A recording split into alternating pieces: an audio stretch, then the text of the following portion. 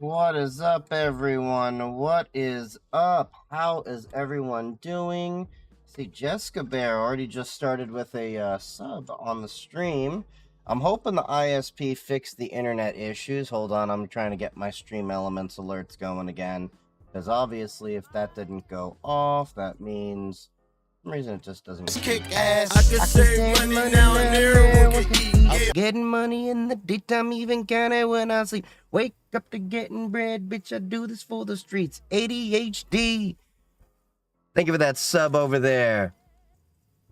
I don't know why it's cutting out the music in the middle, but obviously you know I know the lyrics. What's everyone up to? Obviously, I did not stream last week because... Defcon. And I've got a little bit of swag to show y'all from Defcon. I don't know if y'all saw my TikToks and everything. Hey, Sugar. I'm gonna show you the gifts I got as well. So, yeah. We're gonna be spoiling my nieces all. What is that sub song? Because it needs to be in my post-workout playlist. So that is from a guy that is a local rapper called Snikka, S-N-I-K-K-A, Philosophical. It's a local thing. I like to support my local and small artists, as you know. And I did get rights to use that. But anyway, you can find it, I think, on SoundCloud. What's up, everyone? You missed this voice? I don't know. It feels like nails on a chalkboard some days. I don't know, you know. Especially from the flight home. Yeah. Think back to... Oh. I gotcha. I am missing the con, though. That post-con depression is a real thing. For those of you that don't understand, it's like you found your other home and you found people that you can actually connect with, and you get it only for maybe a week tops, and then it's over. And, your car's totaled. Oof. What'd you do, girl? Yeah, I had that. Yeah. Yeah, it's definitely a little bit of post-con depression. I enjoyed the hell out of it. But, you know, what's the saying they say? Everything good must come to an end, I think it is. Oh. Thank you. Old accident plus wheel fell off from the other day pulling over. Jesus, did you... I can save money now and there. Get money in the daytime, even when I sleep. Wake up, getting bread, bitch, I do this for the streets. ADHD. Thank you for that sub there, Iron Solid. Your wheel literally fell off. So, like, did you do the whole, like, classic, like, kicks tire and it falls off thing? I know, I'm making a joke out of it, but if we don't laugh, we cry. Sorry that happened to you. Not very technical, but how can I view my IP cameras without port forwarding? Tail scale? Yeah, you can totally do like a VPN, a ZTNA setup if needed. There's different ways to slice this cat. I don't know if you are liking that terminology and how I maybe butchered two different sayings, but we're gonna go with it. Yeah, you can totally... It's mostly just about having remote access. You don't necessarily need to do port forwarding. Now, port forwarding... Unless there's something I'm missing here, would still require you to have to directly connect to your network. So, yeah, I would still do a VPN, Tailscale, or a ZTNA, some type of setup, like a twin gate maybe. There's many ways to slice this. There's Tailscale, there's twin gate, there's OpenVPN, there's WireGuard. There's a lot of options here that will all end up to the result you want. Hey, what's up, Leda Baphomet? How you been doing, buddy? Enjoy, baby. Iron Solid from the Defcon flight. Oh, you really missed that voice. Oh, the bot. I forgot that I set that bot up. Trying to convince my director to send me to Octane, at least especially since we're a finalist for a customer award. Yeah, if you're in identity and access management, Octane is totally worth it from what I hear. Of course, there's certifications, there's networking, there's a lot of trainings, things like that. Similar to like how CrowdStrike has Falcon. AWS has, what is it, reInvent. Zscaler has Zenith. There's a lot of these different events going on. To these different, projects and products, and it's a way that they, of course, use to evangelize new products there. Very often, if you lean on your vendor, if you're a big enough customer, they may be able to give you free tickets, which then will make it easier to justify the spend. But of course, ultimately, you have to convince leadership the value. And the problem is there's always this disconnect between leadership and those of us on the ground. Like, my leadership didn't see the point in sending anyone to Defcon this year. And I was like, well, F you, I'm going. And I was learning about some of these Zscaler exploits that were going, as well as a lot of other things going on. But because I did it on my own dime, I was like, I'm just gonna do whatever I want to do. And it was fun. If I got OSCP, can I get a job with it? Here's the reality when it comes to certifications. A certification is nothing more than a piece of paper. I'm just being honest with you. Don't get me wrong. I'm not by any means trying to denigrate, degrade, dissuade anyone from getting the OSCP. It is a valuable certification in and of itself. But a certification with no experience doesn't necessarily help, especially if you're going with OSCP on a red teaming basis.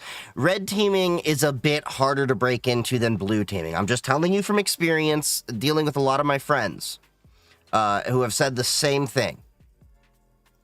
Yeah, certifications are HR paperwork, totally. What's up, Hans? SCP, hello.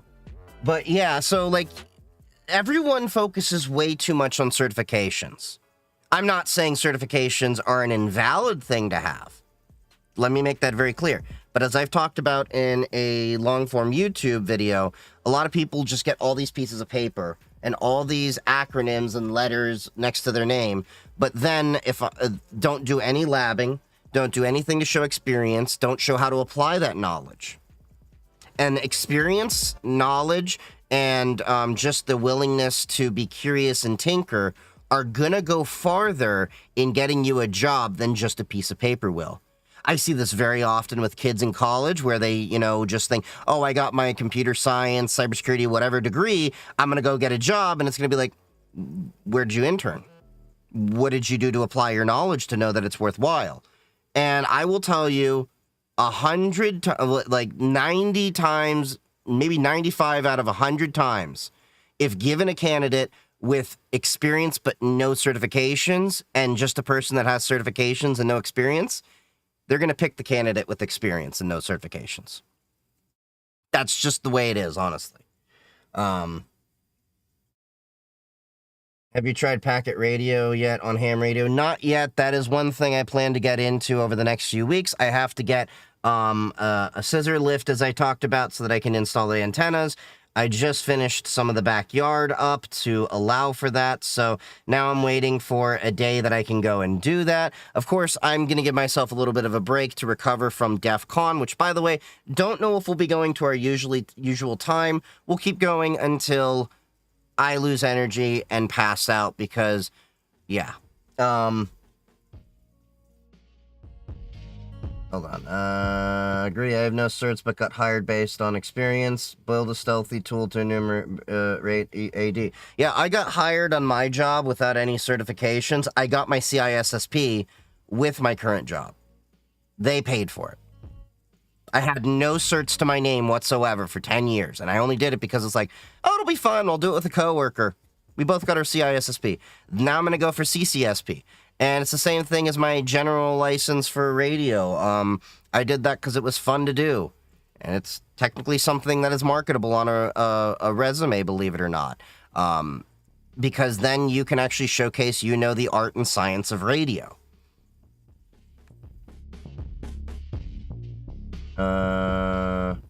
Experience beats knowledge. Your thoughts on Wikipedia being age restricted in the UK? Wikipedia lost battle against the UK's online. So I've talked about this a little bit. If you haven't seen my YouTube video, of course I am totally against the UK Online Safety Act. Let's get that out of the way.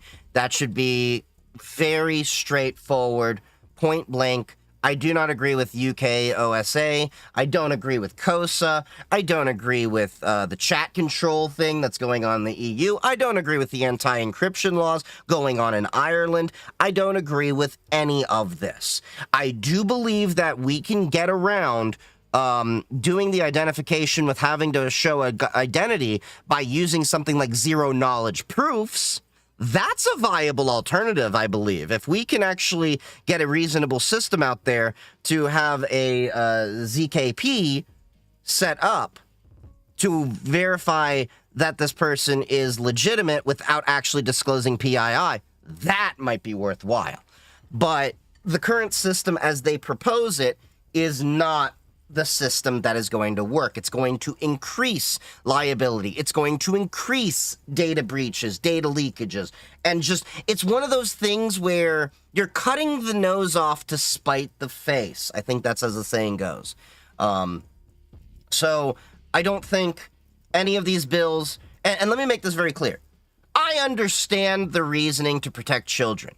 But at a certain point, you have to understand it is the parent's responsibility to monitor the content that your children are using. One of my best friends has 2 amazing daughters, and she's like Mama Bear, checking everything.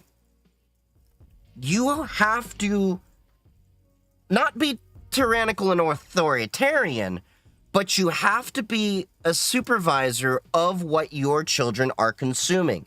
And the wrong thing is to rely on government to do that for you. Because do you think the government is going to impose the same morals, ethics, and values that you agree with? No, there is no one-size-fits-all when it comes to how people perceive these different things.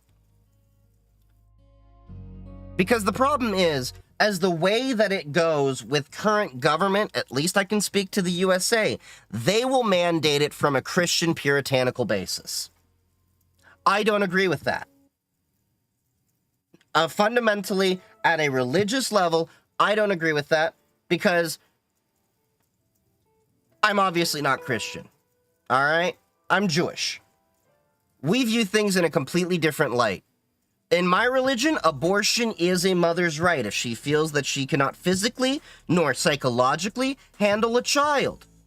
It is her prerogative to make that choice that is the best decision for her and her potential child, if she wants to have that. One does not bring a life into this world that they cannot support, whether it be emotionally, physically, monetarily, whatever, it's their prerogative. You may not agree with that point, and that's fine. But don't impose your morals and ethics upon my morals and ethics. That's my, view on things.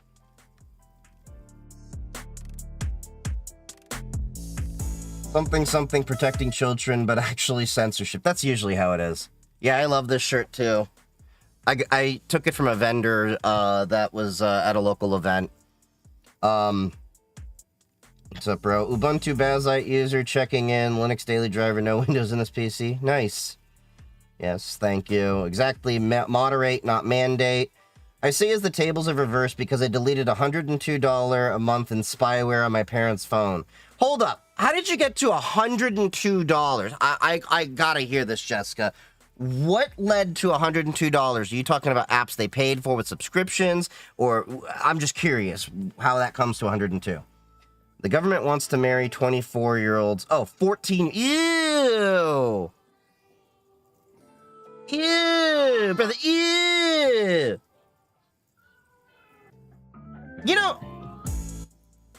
Let me just say this. As someone that is in their mid-30s, I can't even look at an 18-year-old without thinking that they are still a child in my eyes. They may be legally an adult, but all I can think of is, I need to protect you from the ills of the world. You are still naive and growing in this world. Like, I won't touch anyone unless they are at least 25 years old. That's point blank. But you, no, just no, hell no, I refuse, no. I want to be that one Jew who never goes to Israel so Jesus can't come back. Well, you know what they say. Jesus was just another Jew hanging around. Y'all can say I'm going to hell for that one, but...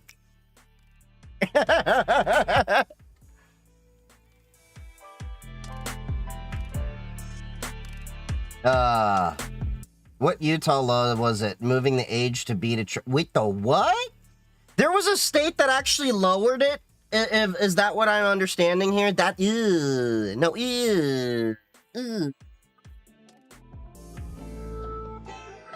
God damn it. My ISP definitely did not fix the internet, so I'm going to be switching ISPs.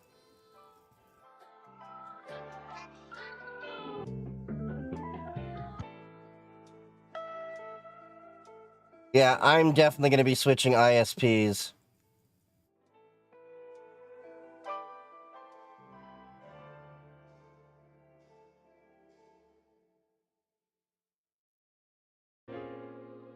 Okay, so I am definitely going to be switching ISPs. I am making that call tomorrow. Ain't going to be any point right now because the call centers are closed. Yeah. There's still child marriage. That's still a thing. Ew. Now, no, what? No. No. Ugh.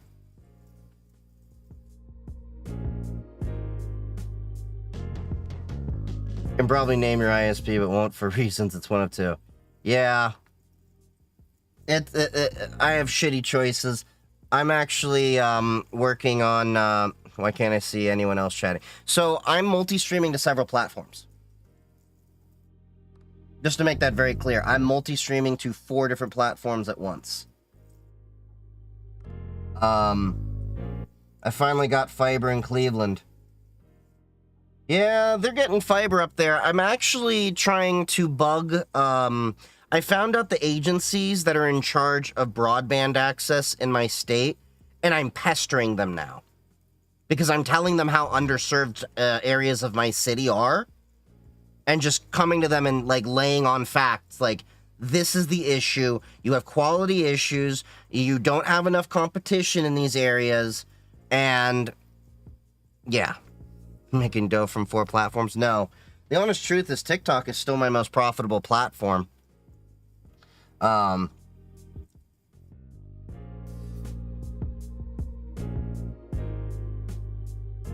Oof.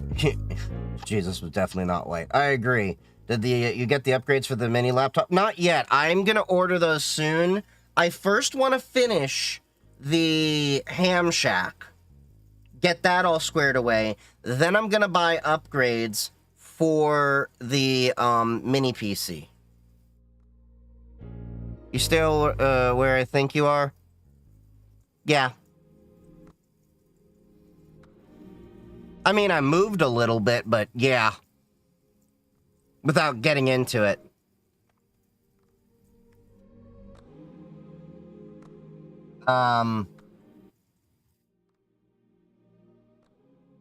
Let's see. Let me catch up with the chat.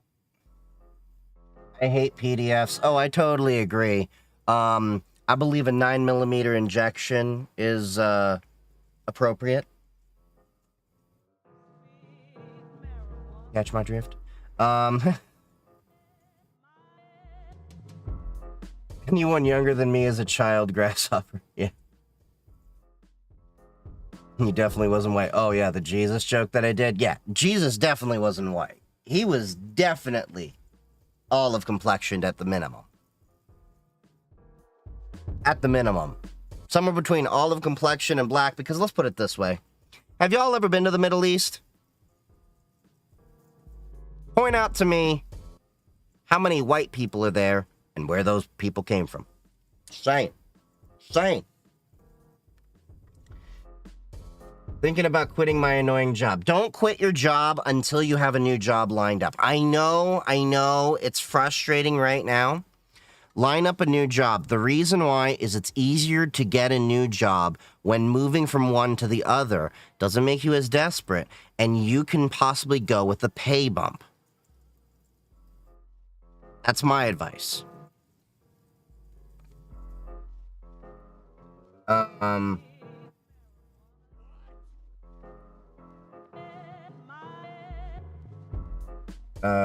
me see. Hold on. Still a thing, unfortunately. Yeah, it is.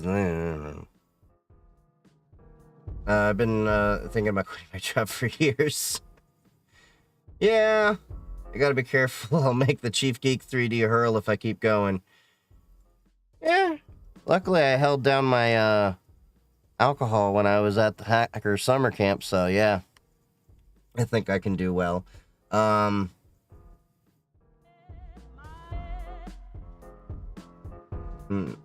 me see. I find it funny that a bus can be late so early in the day that the transit help centers aren't open yet to help. Huh. My father-in-law installs it, and I'm like, hey, leave Florida and fix this.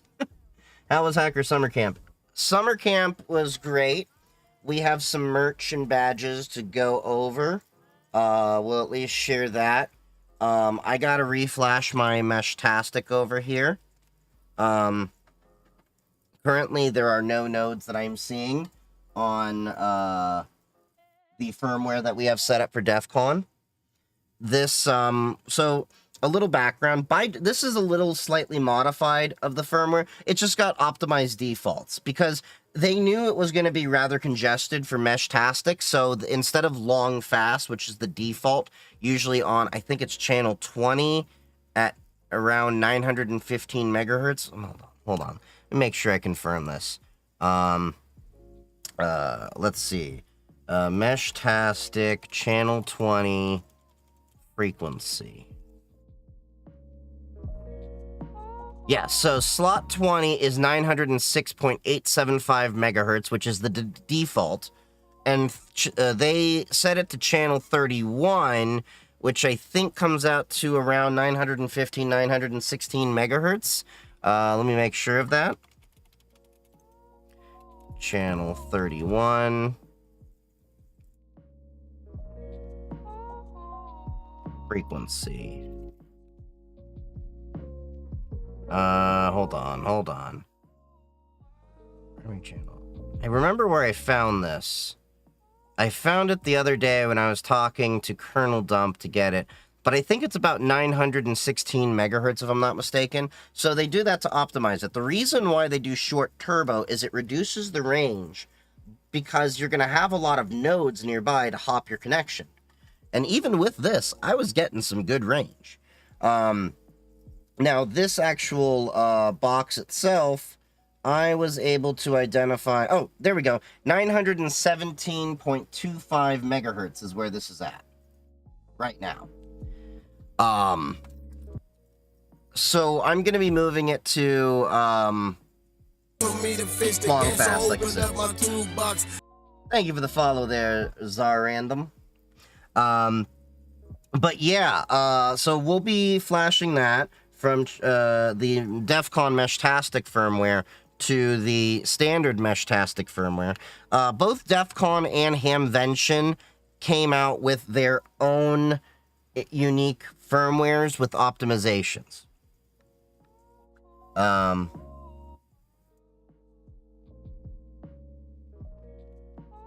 Let's see. Hold on. I hate that Meta lobbied to ban TikTok. Yeah, I totally agree. The internet in my country is fiber, but they charge for an IP address. When you say charge for an IP, do you mean a static? Just saw your video from Defcon. The packet hacking village looked cool. Oh, a lot of the villages looked really cool.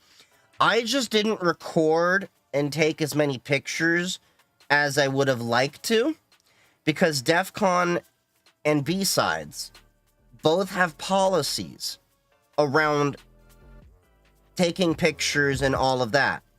You must make sure everyone in the photo or video has consented to being in the photo or video.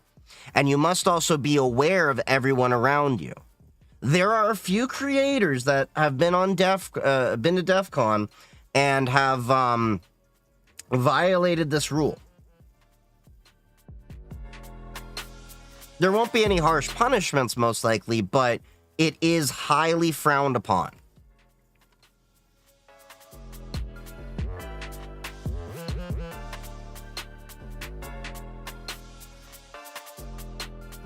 Let me see. Fiber the Dream. Ham Shack. That sounds delicious. Not to this Jew. Hey, man, we would love your input with Sovereign Network. I don't know what Sovereign Network is.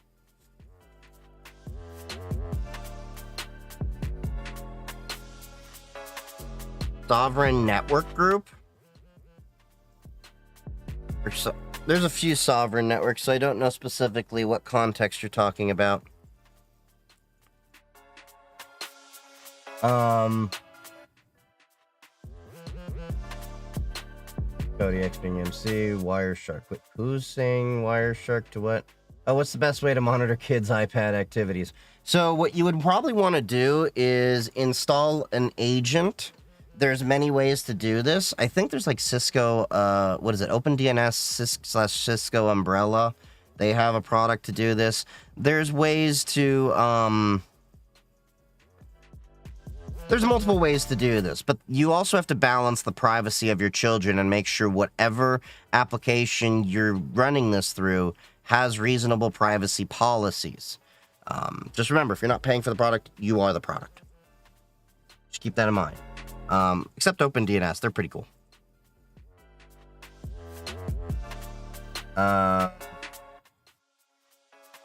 Great Drift. I have to figure out when I can update you on what I've been up to. Oh, yeah. Well, if you got a Discord, you can hit me up there. If you got Signal, even better. We can communicate and then share signals and do that. PDFs are readed by Gemini AI for me. Wait, what? Oh. Okay. I think. Wait. There might have been some typos in that thing. Even I agree with Jesus not being white. Yeah. No shoved through a wood chipper. That's a good option for those.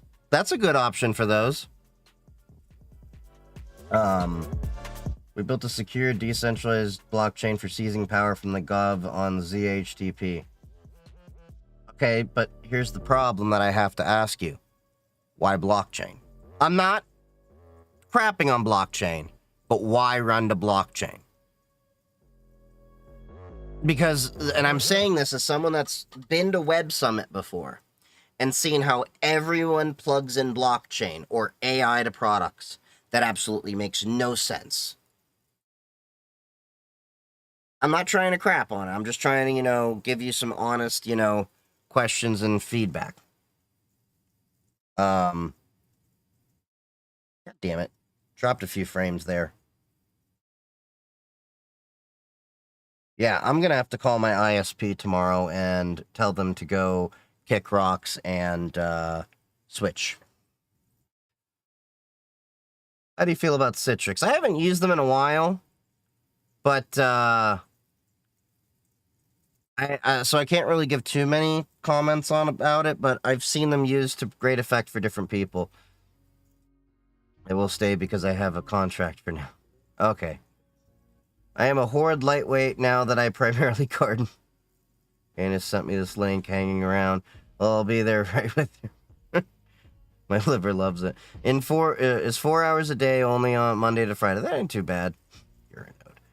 Yeah, Defcon went dark. Yeah, you talking about the Meshtastic nodes? Well, yeah, because we have to be close to each other. When I was at the airport, though, I could at least see about a dozen other people, and then it just slowly dropped off. It is what it is. Gotta buy me one of those. What, the Meshtastic? Yeah, these are great. I also have the Liligo T Echo over here. This is a great little guy, too. the SenseCap T1000. These are all capable of doing Meshtastic. I just like this LIGO T-Deck because it gets some range.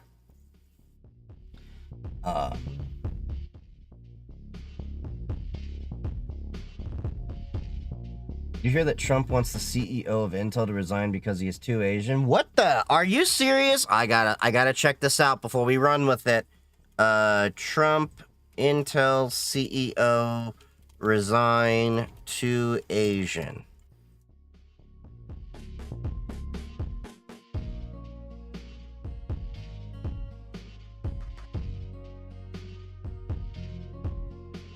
All right, let's see. Oh, because he is too connected to Chinese firms and all that stuff. Here's the thing, though. This shows the ignorance of Donald Trump when it comes to the electronics industry as a whole. Because the reality is that, and everyone here that's tinkered knows you can't avoid China. The U.S. has given away our manufacturing sector that you can't really make a thing without China. Show me a U.S.-based ceramic capacitor manufacturer. Show me a U.S.-based, well, okay, silicon, there's stuff in Virginia. Scratch that. Show me, you know, how I can build an entire PCB board and project around that with just American-made parts. You can't do it. I don't know of an American company that still even makes basic things like resistors, and if you do, they are expensive. Not to mention, I think, what is it? You have enough machinists in the entire country to fit them in one building in the USA. We don't even have knowledge anymore. There was a video I was watching a while ago to do tool and die manufacturing, to do injection molding. We are losing a lot of core knowledge of things. I'm not necessarily saying, you know, America shouldn't pursue returning some of these professions and everything. What I'm saying is, he doesn't seem to understand the way to return American manufacturing would take at least, and that's going full bore, 5 years. But the way he's going about doing it isn't going to help anyone. Because at the end of the day, the USA doesn't have the capability to do raw material manufacturing for a lot of the things we would like to do. Both in, one, the actual resources we have to get, two, the refining and processing of said raw materials so that we can put them into being manufactured for said final products. We do not have that capability.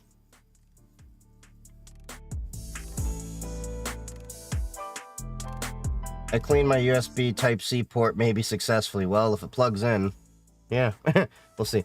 Wait, Meshtastic doesn't require any license? No, Meshtastic runs on what we call the, oh, god damn it, this frickin' ISP. Am I stuttering? Yeah, I am definitely calling my ISP.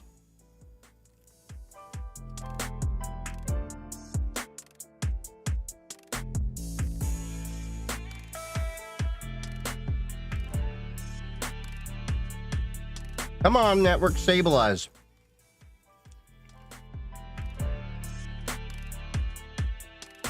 I'm getting really annoyed at this ISP.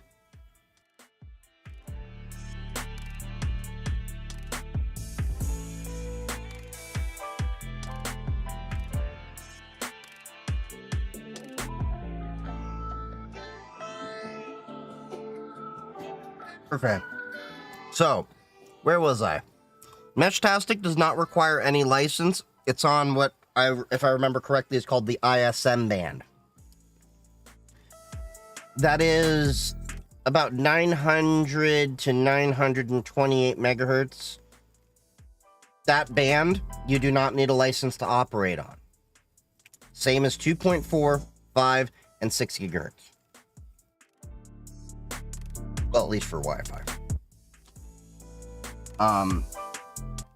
So you do not need a license. You can put your Meshtastic in ham mode, which I do not recommend, because then you can do more powerful transmissions, but you can't do encryption in ham mode because you're not allowed to use encryption with ham.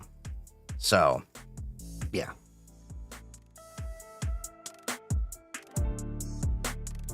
Let's see. Thank you for following. Thanks. 2 weeks ago, you suggested a website to get my Type-C cord. They showed this morning. Just wanted to stop by and thank you. Nice! Yeah, I probably recommended Monoprice, didn't I? Because that's pretty much the site I recommend everyone to go to cables. They're very inexpensive for the quality you get, and they take a little bit longer than, say, Amazon, but they are cables that last, and whenever given the opportunity, Monoprice is what I go to. I am not affiliated with them. I am not getting any kickbacks. I have used Monoprice for over a decade. They are the Ethernet that I use for my shielded twisted pair, for my Ethernet. They are the Ethernet cables. They are the patch cables. They're USB and a bunch of others.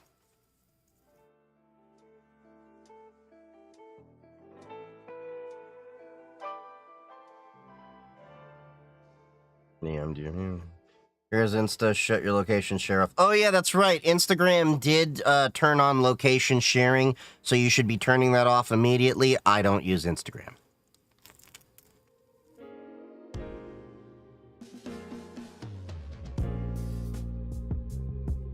I don't even understand why these social media companies are wanting to share your location.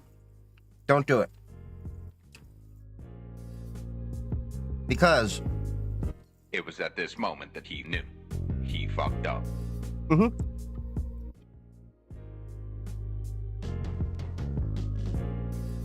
All right. CEO of Intel may have a pass with China. That's why Trump wants the CEO of Intel to resign. Trump needs to get off this, like, China, China, China mentality. Because the reality is, even if you want America to produce the things that we need, we still need to rely on China. At least in the short term. Even the most, ardent pro-MAGA person has to realize this. There are MAGA business owners that are kind of realizing this with the potential tariffs, and some people have been hit with costs, even though they're all in flux. I know Adafruit was talking about how they had to pay a huge duty fee. And they got rid of the de minimis exemption, which was really dumb. Because that also hit my 3D printers. So for those of you that don't know, Prusa, the 3D printer company I like, used to, thank you for the follow there, Mr. Analyst. Prusa, my favorite 3D printer company, priced their 3D printers right below the de minimis exemption limit, intentionally so you did not have to pay a tariff when buying their 3D printers. Now we're going to have to pay a tariff on 3D printers. Which is annoying, which means more paperwork and all this other stuff.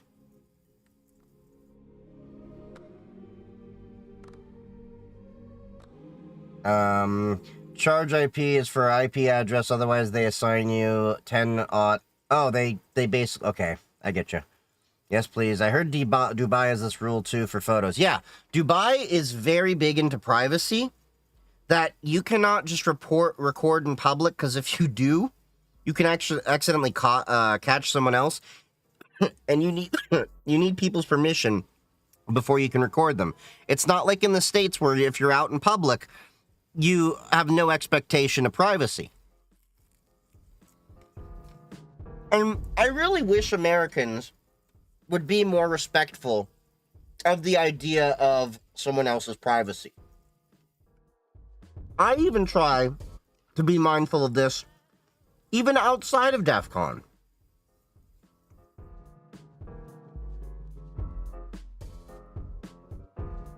People have been banned. Banned from what?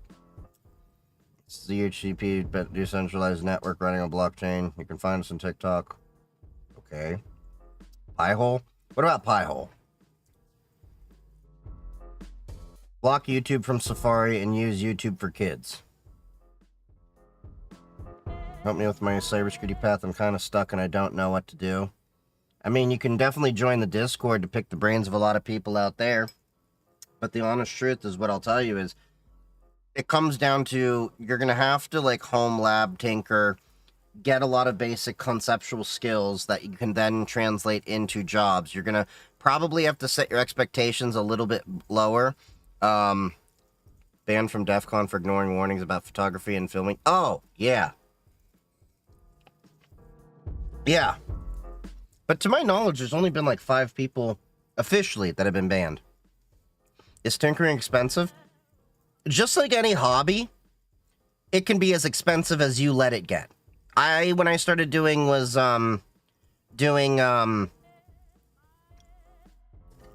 secondhand computers. Some of them were literally on the side of the road. Some of them were machines that I recycled from computers I had repaired. Some of them were, ones I picked up off of, like, thrift shops and, you know, when they're cycling on at work. It can be as expensive as you want it to be. You don't need to get brand new equipment. Excuse me. You can go with Raspberry Pis. Whatever you can afford is what you should use. That's my honest, advice, is don't get hung up on, oh, I need to buy this expensive, flashy thing. Get what you need to get to where you need to be or want to be. And maybe along the way you find out, okay, I don't have enough horsepower or, CPU power, memory, storage, whatever for this device. Just build up in increments. My home lab did not happen overnight. My home lab is the accumulation of several years building and upgrading on top of each other. University surplus sales are fantastic. Absolutely.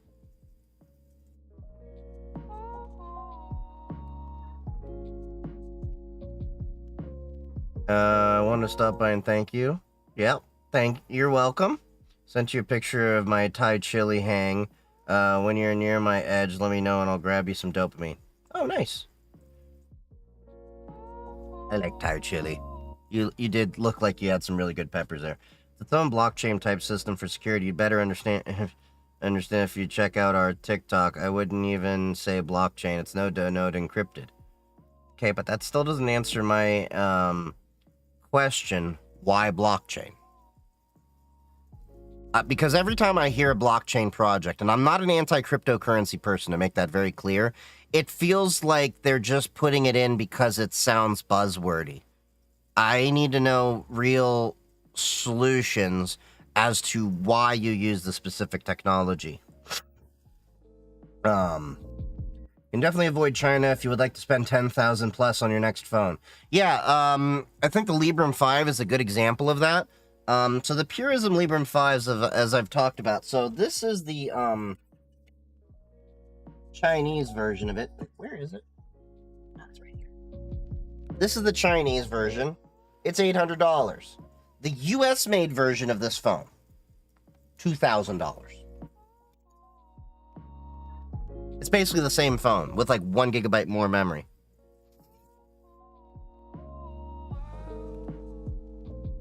No,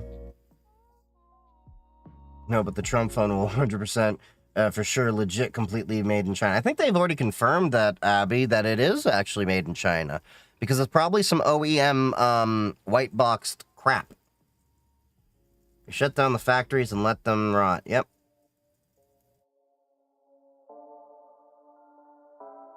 Oh, US, okay. Grant neo-imperial constructs of curated goods to be created in factories overseas by cheap work. Well, we kind of screwed ourselves by, saying, hey, we'll just be the managers of the world, and then everyone else will make the goods. Well, guess what happens when a company does some restructuring? Management usually gets the biggest hit.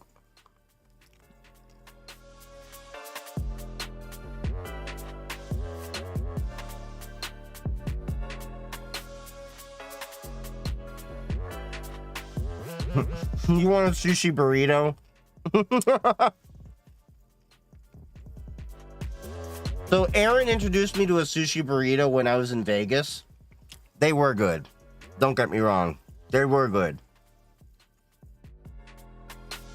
Got the same issue streaming or having my ISP.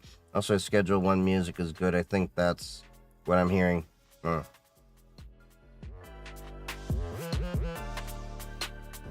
Encryption and licensed operator. License mode require license name, so lose. Yep. I'm ordering 2K worth of patch and shit for an upcoming side gig. Anyone recommend best Linux for gaming and simple to play games? Okay. I've said this before and I'll say it again. People need to get away from this idea of what is the best Linux? The best Linux is the one that supports your workflow, the way you want to do things, the experience you want to have. Because at the end of the day,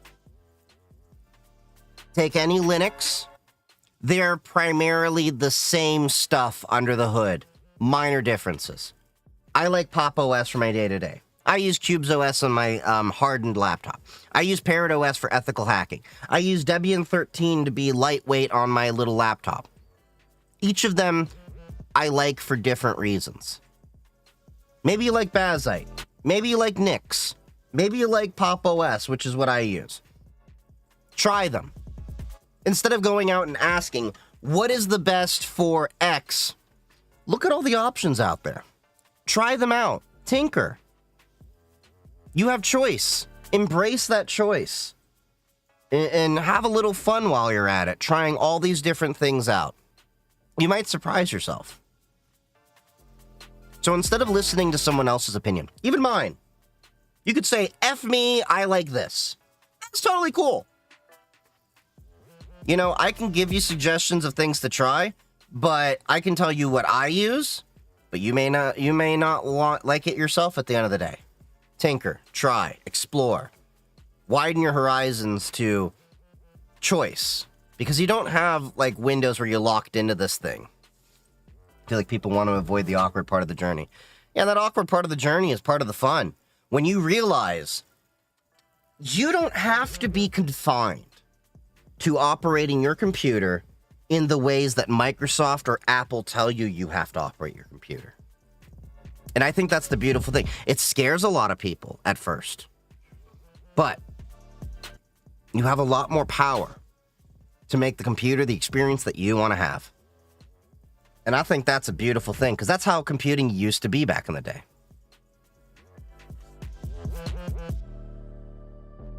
You're using a mesh framework. Okay. Come and find me if you dare. American-made chips would be more expensive than Chinese, Taiwanese made chips. Oh, totally agree. Monoprice headphones. I haven't tried their headphones, but I hear good things. So what were the cables you mentioned? I missed it when I joined the stream. So Monoprice is generally what I recommend for a lot of people to get some inexpensive but decent quality cables. When ordering from Monoprice, my suggestion, order in batches. Now, Amazon, you can buy things and, it's, not too expensive, but still. Versus OMG cable. OMG cable's a totally different thing.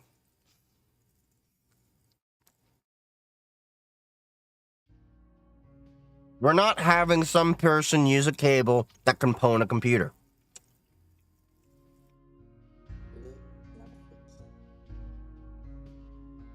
Did you see the Octopus game at DC33?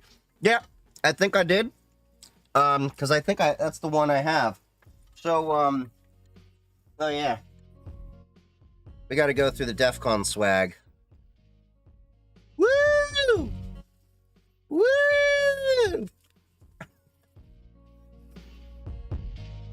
Oh yeah, I totally forgot.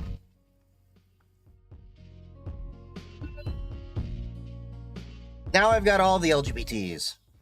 Bluetooth mode. What's my Twitch username? Username's the same on all platforms. Woo, woo.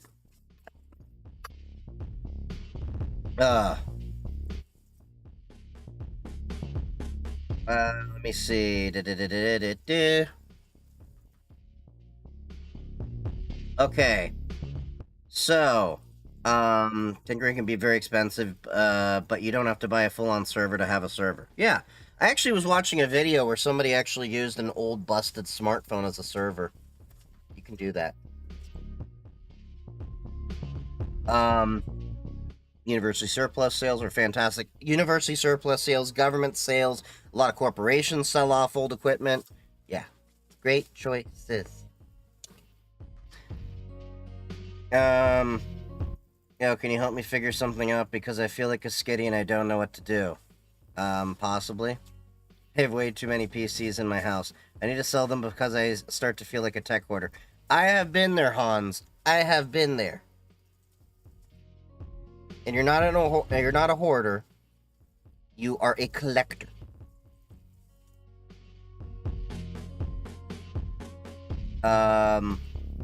Recommended file storage that's not iCloud or Google. Well, there's many options here. You can look at it like an S3 bucket, like with Wasabi or AWS or DigitalOcean or Linode. There's S3 options there. That's one option. But I mean, it depends on what you're looking for. Crap, what's that one that people were recommending for, it's a bit more private. Crap, the name escapes me. I was actually looking at using it myself for my graphene phone. And my slow process to possibly de-apple myself. Crap. Name escapes me. Mega.nz. I haven't used that since, for many years. God, that brought back memories of Kim.com. I love blockchain because of the unnecessary costs and administrative overhead. This is a comment I can agree with. I can agree with this comment. Have you heard of Proxy Ham? Could Meshtastic be set up like Proxy Ham? I have not. You sending images with the badge on the posters at the con? Oh, yeah, yeah. You would use the badge and you would get like little hidden images or 3D artwork. It was awesome. One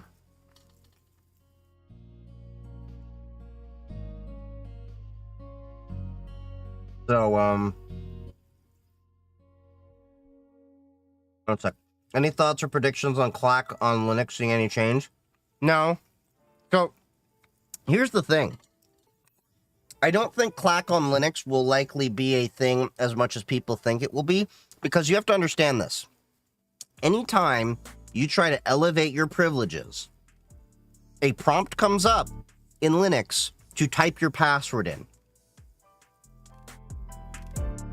The average person is not going to go in super user mode just to play a video game.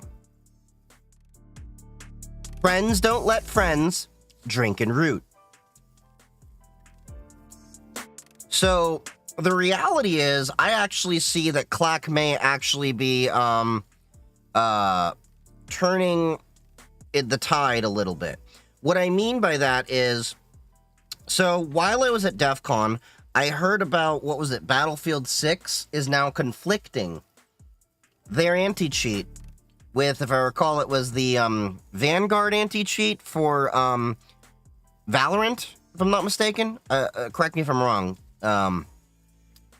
So now you have an issue where one anti-cheat won't install because the other anti-cheat is there and things are not going to be nice. So now you're in this weird conundrum where, to get the best gaming experience, you have to either choose to uninstall one particular game to install the other game, or have two completely separate gaming computers so that you can have the game on both at the time.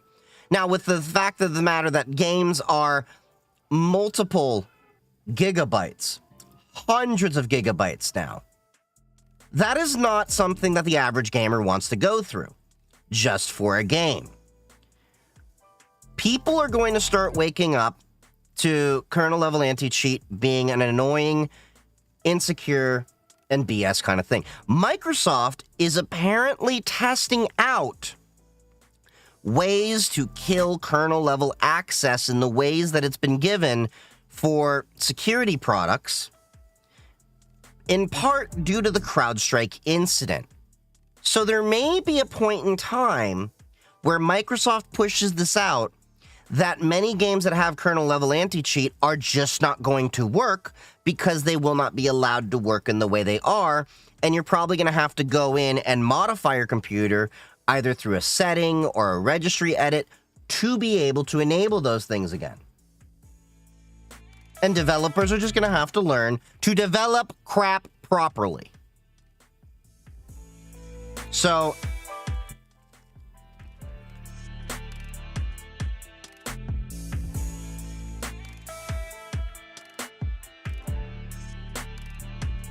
okay, but let's look at Proxy Ham.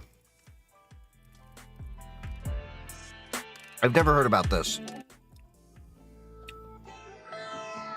Huh. This was apparently an old thing.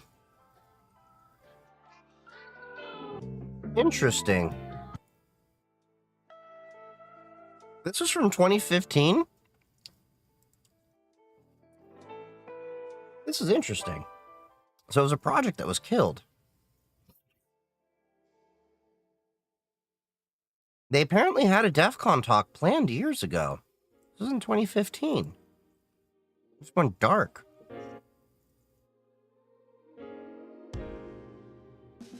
A new cheap de-anonymizing device called Proxy Ham that set the security press abuzz.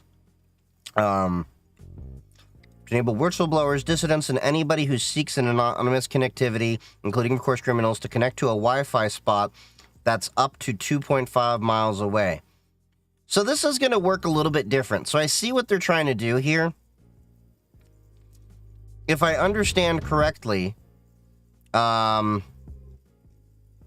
it's using 900 megahertz to bridge the device, which is the ISM band Meshtastic also uses. You do not need a license to use that. To connect into your actual Wi-Fi. That's interesting. No one knows the reason why this was dropped.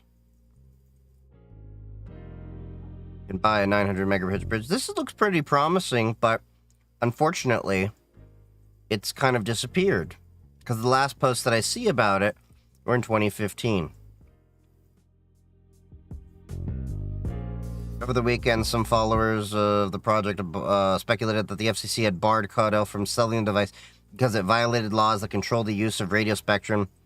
But Caudell denied that explanation, too, saying that Proxy Ham's radio output remained below 1 watt, the legal limit.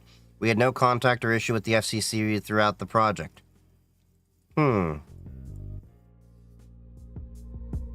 Curious why it just got canceled and disappeared. But no, this is a little bit different than that. It's using the same 900 megahertz band to do the backhaul and everything. But it's only on the 900 or so megahertz. Hey, what's up, Wreck-It Mac? It was so nice to meet you, bud. It was a real pleasure to meet you and hang out with you and enjoy tacos with you.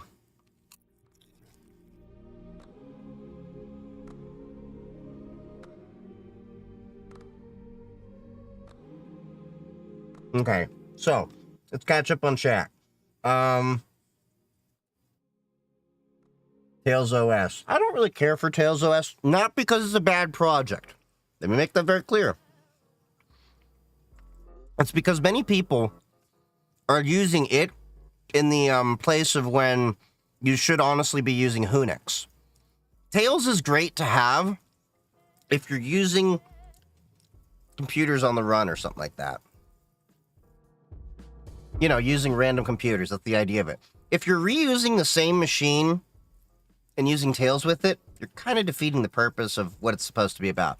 And the honest truth is, if you're in a situation where you actually need to use Tails, I think you have bigger issues at hand than what computer it is.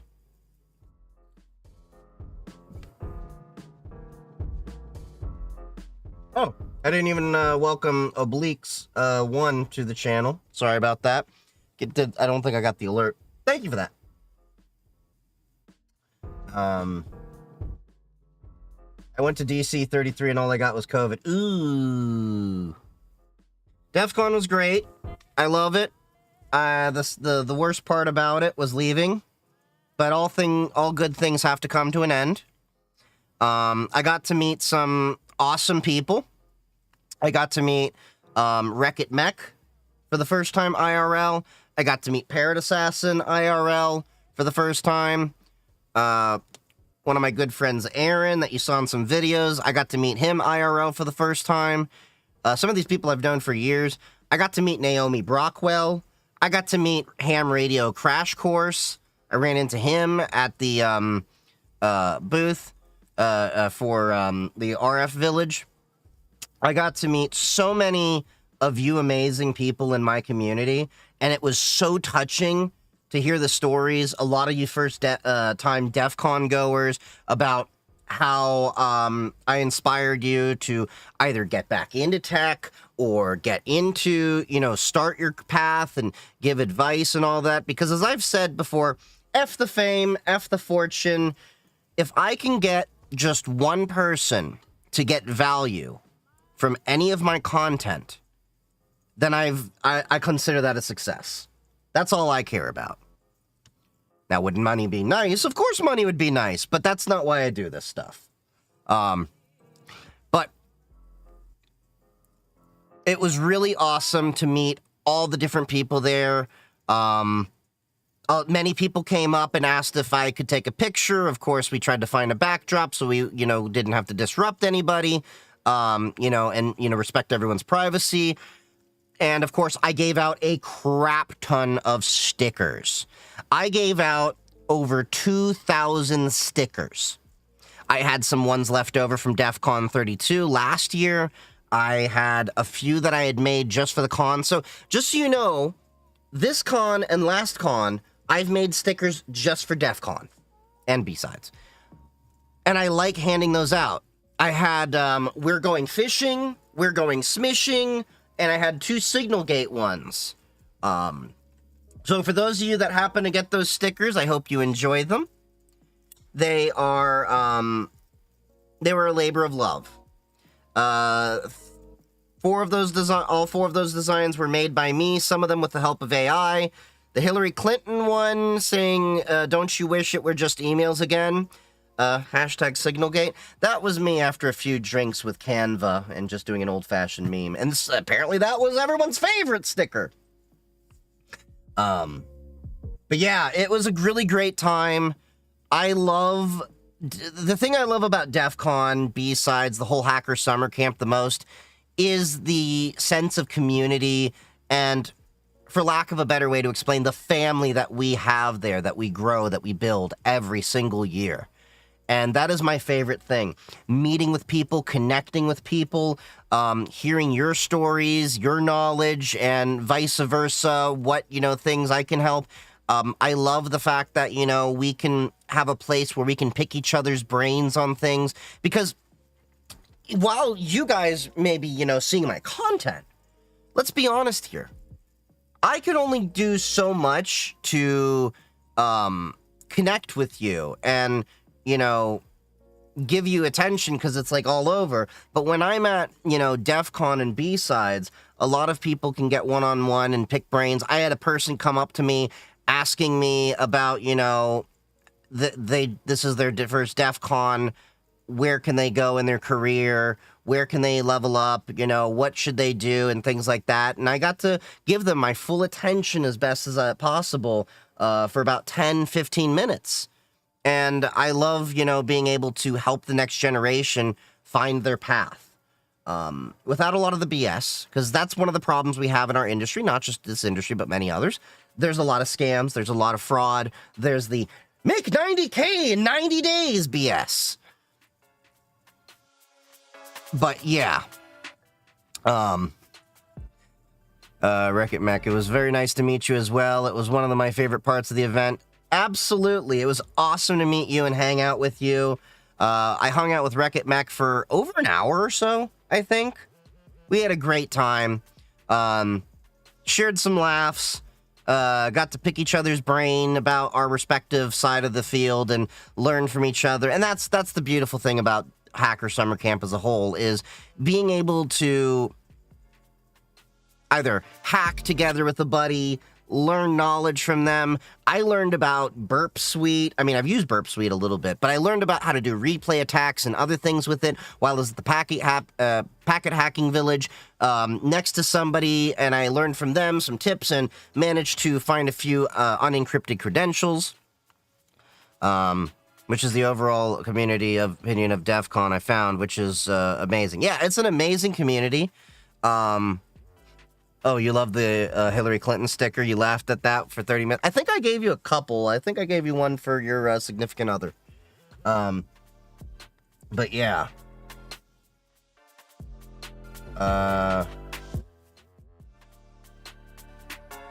Okay, hold on. Great to see you at Defcon. Thanks for the stickers. You're welcome, Doge. Yeah, that was one of my favorite things, was handing the stickers out to people. So for those of you not aware, hacker culture very much has stickers. To the point, let's share some. All right, so this is the bag of badges that I got from the con. Here's the Black Synth Cyber badge. We'll go through that in a sec. Now that's another solder project I picked up.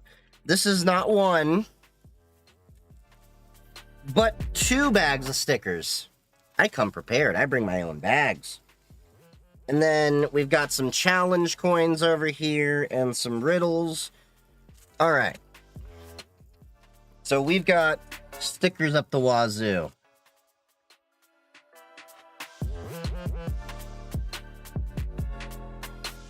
Hold on.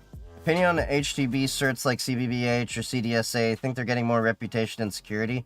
I mean, certs are okay, but experience is what matters more than anything. I would, in fact, I mean, yeah, a cert is okay, but showcase the experience and knowledge that you've gained from getting that cert more so than the piece of paper itself. Here's the overall problem. Most companies that you go to get hired from, it's going to an HR person.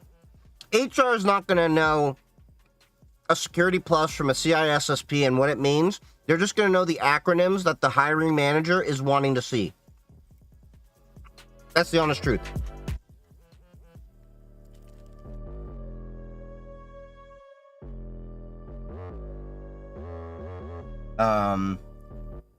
Let's see, hold on. Checking up on the chat. Thanks. Yeah, okay, I said that. Welcome back. How did it go? It went great. Also, did you meet with Dr. Gerald from Simply Cyber? Not aware of who he is. There were so many people I ran into, though. Man, I can't wait for next year. I'm gonna do everything I can to be there. It's definitely worth it. I find it is the highlight of my year. Some people, you know, need to go vacation and all that. This is my vacation.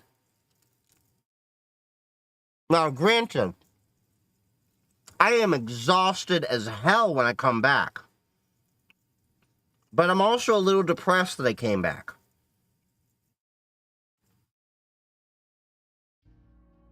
Because let me put it this way. I don't care for Vegas, but I love Defcon.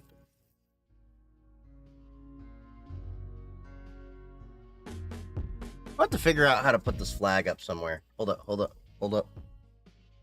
Oh, you can't see it. Can I do that? There we go. That might work. That might work. Until I knock it the hell off.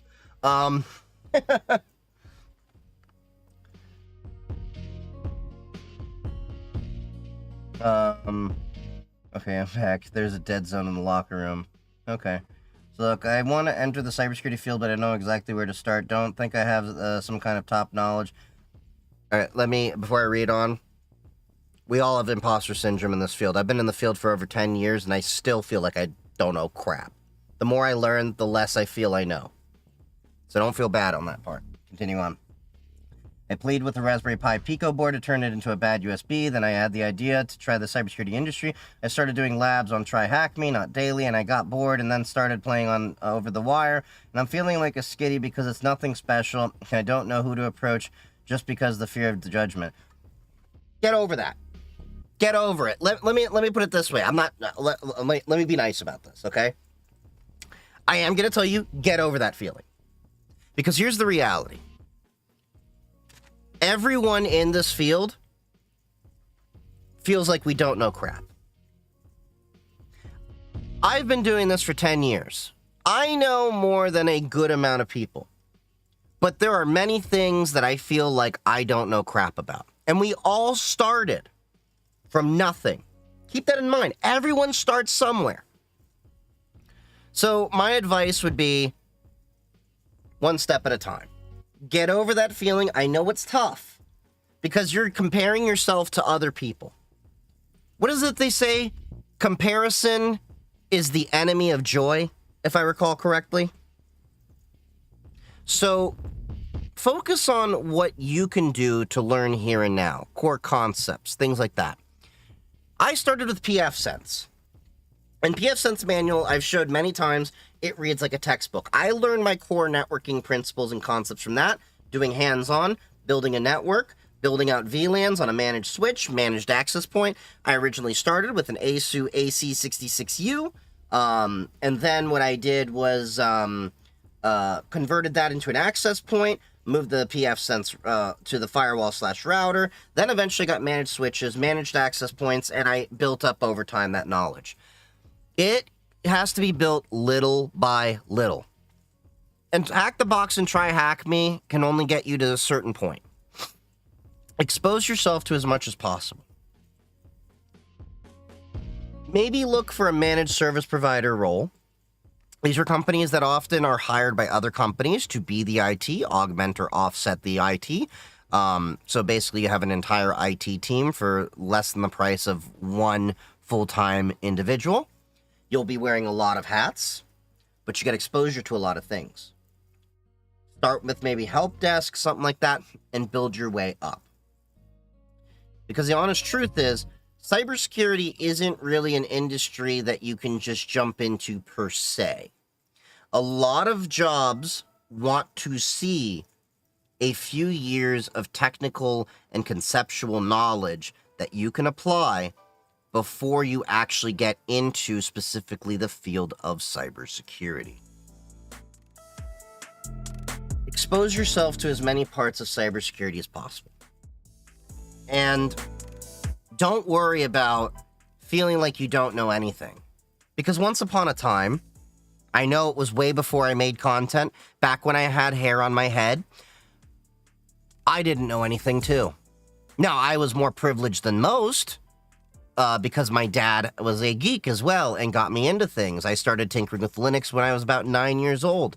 Learned about war driving thanks to a family friend. And I was very privileged to have the, people in my life to get me to where I wanted to be. But even 15 years ago, when I was just, becoming an adult, 18, 19 years old, I did not nearly have as much knowledge as I do today. I thought I knew all the answers, but my God, time humbles you.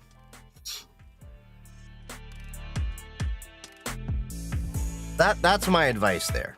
Take it easy. Don't compare yourself to others. Just one step at a time.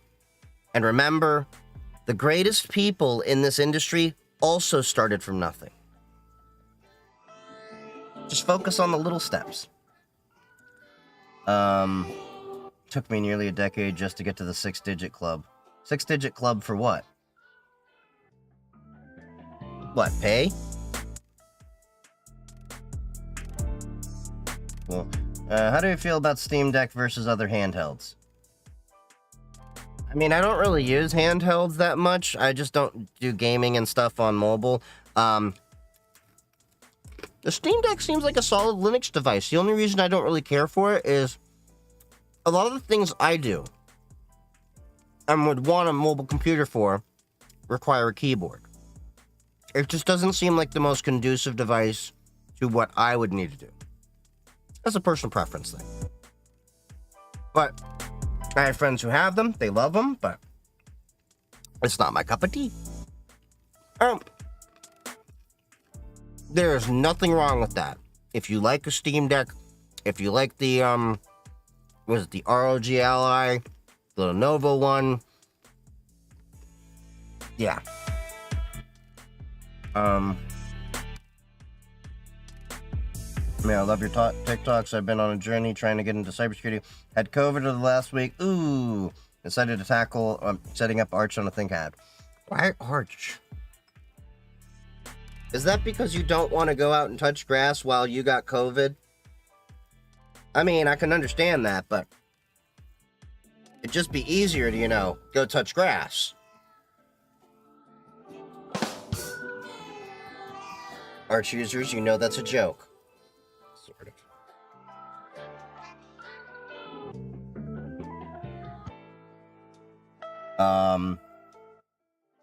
How was Defcon? Defcon was great. You know when the best time for a vacation is? Right after a vacation. I agree with that. You go to Defcon shoot? Yes, I did go to the Defcon shoot. I have videos of me at the Defcon shoot. And I even have the Defcon shoot shirt, which we will be showing in a second. In fact, why don't we do that? I can show you all the stuff.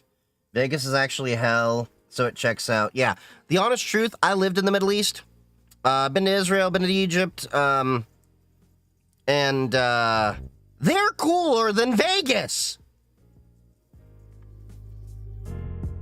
And if you didn't notice, I had the kafia, sudra, whatever you want to call it, on my head while in the Middle East, while in Vegas, because that is one of the coolest ways to keep your head and body cool. Because if you put a hat on, it actually insulates you a little bit more. Whereas the kafia will absorb the sweat and help cool you further. I did have to wash the heck out of those when I got back, because they nasty. You will fumble a lot, and that's okay. Thief of joy. Okay, comparison is the thief of joy. Imagine Steve Jobs and Steve Wozniak going to banks asking for loans to build home computers and being told, who would want a computer at home? Now everyone has one. Don't let fear or the judgment of others hold you back. The greatest ideas often seem impossible at first, but those who believe in them change the world. Couldn't have said that better myself, Kara. Hello, I might have an interview for SOC analysis. Any advice? Just be yourself. Practice, speaking different things. It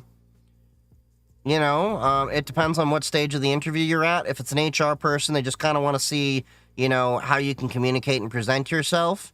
They're not going to be that technical. If you do get to, the hiring manager, they may want to learn about, if you're a cultural fit, if they, get to know your skills and weaknesses and all that. Just relax, take it easy, be yourself. Don't get too inside your head. I know a lot of people do that. Yeah. Starting in technical support engineer, good. If you're asking if that's good, yeah, I mean, it's a great place to start. Everyone's got to start somewhere. Okay, I thought that's what you meant, Jessica. It seemed hard. Good way to force my way to learn Bash. I mean, you can do a lot of other ways to learn Bash and still go out and touch grass and, not have to worry about trying to get the attention that your parents never gave you. Again, Arch users, it's a joke. Sort of. Definitely would have been easier to just do Mint or something. It was just locked in my room basically in head all the time. Riced Hyperland a little bit. Grass was not touched. Yeah. Okay. So, let me show y'all the swag I got. Canis is saying, joke can always be truth and truth can always be a joke. Yeah. For your interview coming from someone who used to interview people, if you don't know, tell them what you do know about the topic and that you don't know more than but interested in learning. Be afraid to admit you don't know and are willing to reach out for help. Yeah, like when I was doing my job, I didn't actually know AWS before I started. I didn't know about Zscaler before I started, and my honest answer was to them, I have not had the opportunity to do so, but I would love to learn. Anytime I didn't know something, it was, I've never had the opportunity, but I would love to learn. Never say just no. In most questions, you should never just say no and that be the final answer. There's always a way to make a no sound like a positive thing. Just putting that out there. All right. So, because swag. All right. So first of all, we got my Defcon hoodie. It's got Defcon on the back, and then when it zips, it says Defcon when closed. It's nice and soft. That's one thing I like about the Defcon merch and a lot of the cybersecurity, swag. They do good materials. So that's great. And then, for when it's colder, we got the Defcon all-weather jacket. With Defcon on the front.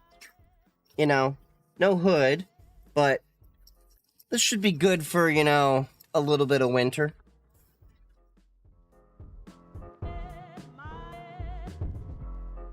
For my nieces, I got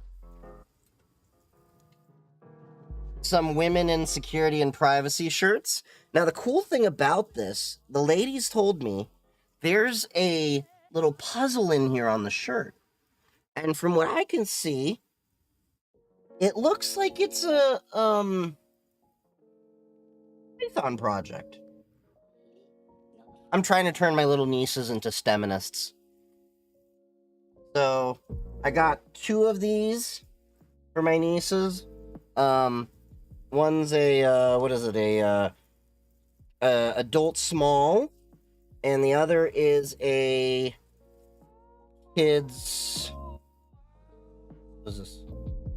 Medium.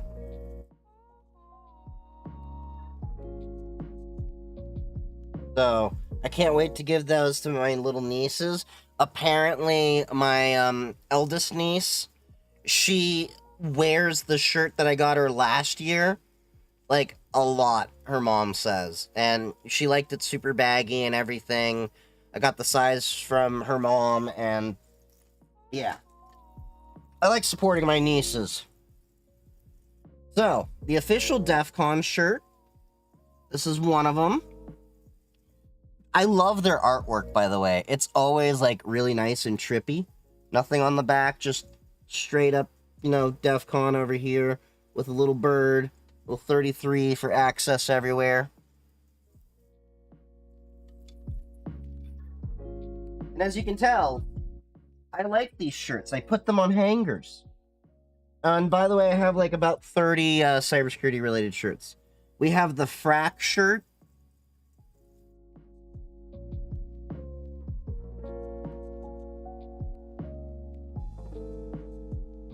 This one is from the Tor Foundation. So this money went to the Tor Foundation. Yes, it was about $60, but you're giving a donation to the Tor Foundation. So the Tor Foundation and EFF, I will always gladly give them money. I will show you the EFF shirt in a second as well. But yeah, privacy is possible. That is this year's Tor shirt.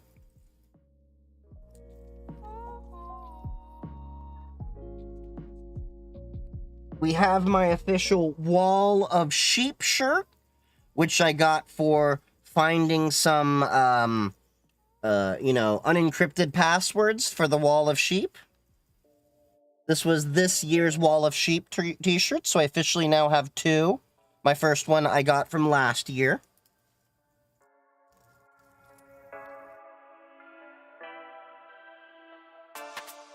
We have the Defcon 33 shirt with the logo for this year that they had.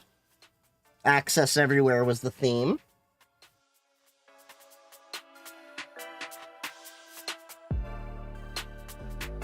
We have the B-Sides Las Vegas t-shirt. from when I kicked off my hacker summer camp. Is an interesting theme this year. Last year was like Halloween. This is more of like a Alice in Wonderland kind of vibe they had. They had a puzzle, Alice in Cryptoland. I forgot to bring that book down. I will bring that in a little bit. Well, maybe not tonight, but I will show it off next night. We've got my Defcon 33 Hawaiian t-shirt. Something I can wear to work. So, got the Hawaiian t-shirt. I've actually worn my Hawaiian t-shirts from Defcon last year to synagogue. Now we have the EFF shirt for this year. I got this from renewing my gold membership at Defcon. Yes, Stabby Abby. It's the $90 Defcon shirt.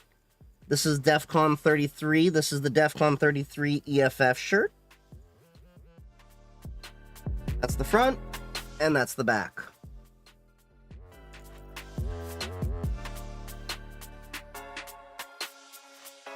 This was the t-shirt from the Defcon shoot.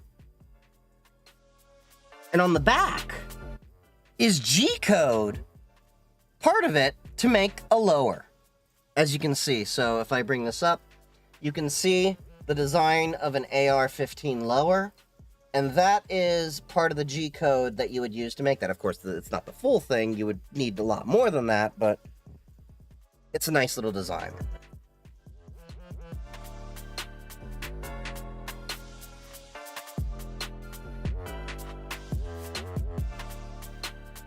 And then the final t-shirt was this little moth t-shirt they had from Defcon. Nice little design. But yeah, I got all the designs for all the t-shirts this year. Password Village didn't have any t-shirts. That's okay. Alright. Now, I also got this little tiny game. It's a little soldering project I gotta put together. I bought it for like $10 off a couple of people.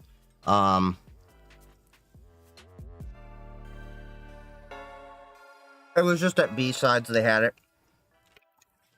Alright. Let's go through the badges. So this bag, I got it from the Blacks in Cyber Village. I asked them why they call it the Blacks in Cyber Village, and they say because they don't want to cater only to African Americans, but people of color, that mostly come from black origins. Like, you know, you have the Caribbean, you have, you know, straight up Africans, you have, you know, of course, African Americans that are here. It was interesting. And this year's badge was a fro pick from the Blacks in Cyber Village. I thought that was cute.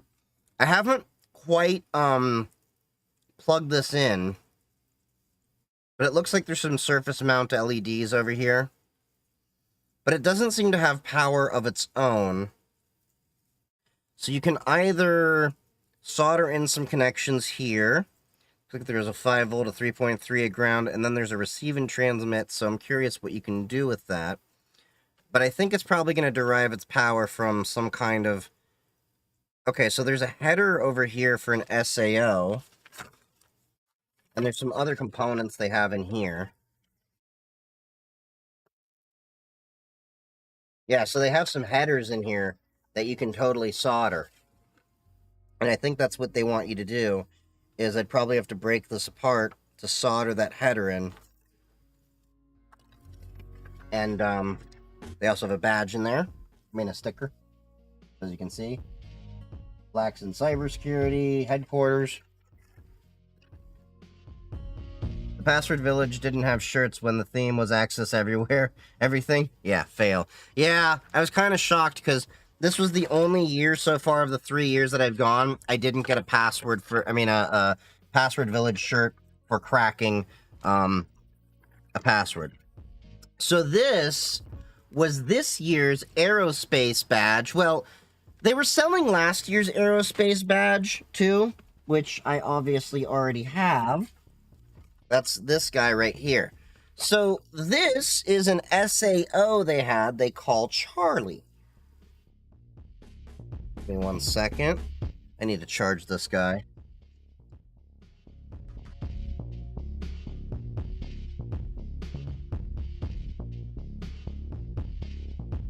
So for those of you that don't remember, the Aerospace Village badge is an ADS-B receiver. So this can actually track airplanes on this. I'd have to plug in the external antenna for it to work. So what they've done is they've expanded the capability of the Aerospace Village badge by allowing it to be a tuner. So let me show you what I mean. Okay, so they have a couple little earbuds here. Let's open this up.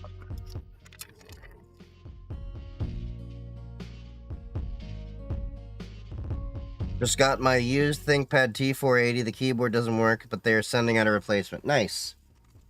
So this is Charlie. Now it looks like...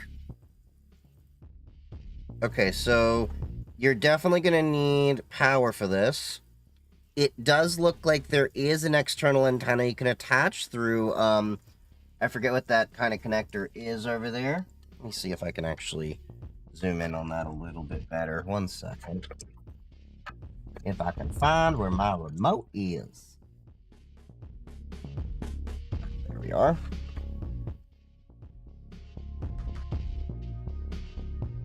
No, it's got a headphone jack, but what I'm talking about is you see that external antenna right there? That thing on the edge? That's what I'm talking about. So this is the Hardware Village's badge. It's actually an SAO. We call them shitty add-ons, but apparently the name they have is Simple Add-on. So the way this works is on this badge over here, you had to solder on the header like I did. And then you can power an SAO. So let me just plug in my shitty add-on. And as we can see, find the remote again.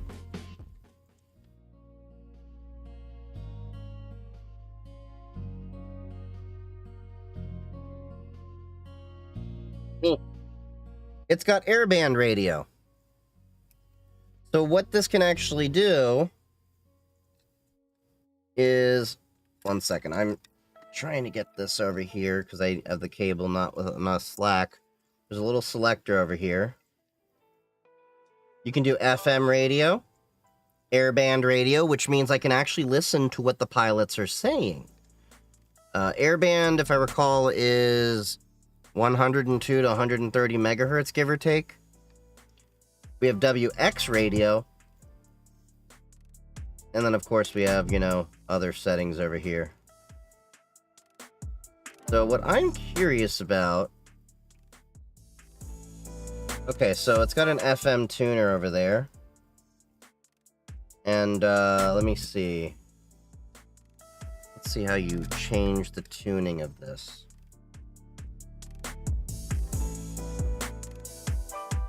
Oh, you have to slide it around. And then... Okay, I see. Oh, there's an EQ. There's volume control on here.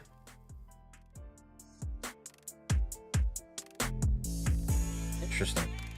So let me put on...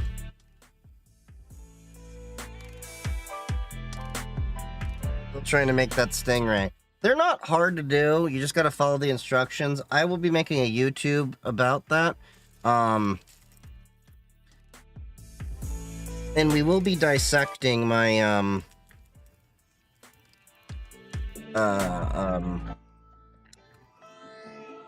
device so we can actually go through the data.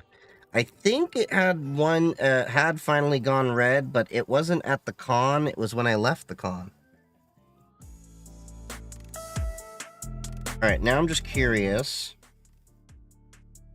I've tuned this radio to a station I know is going to be there.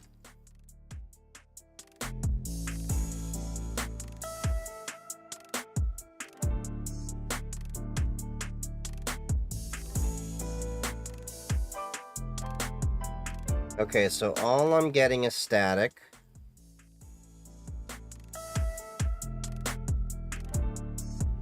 Oh.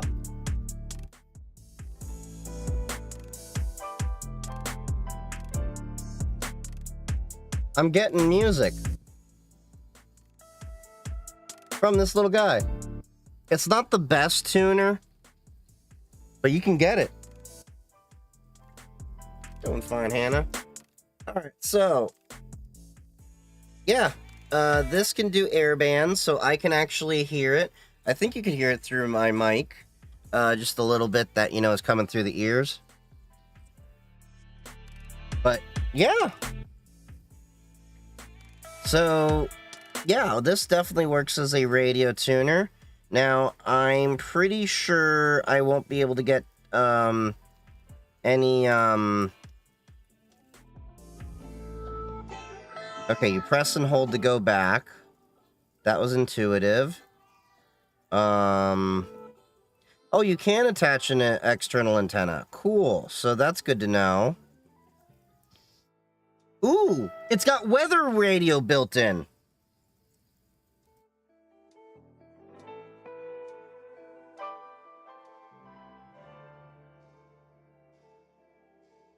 It's got actual weather radio. That's cool. All from this little guy. Yeah, this is a perfect companion little device over here. Now, I definitely would say that it needs an external antenna. Now, I'm curious, what can I pick up from airbands? I'm nowhere near, an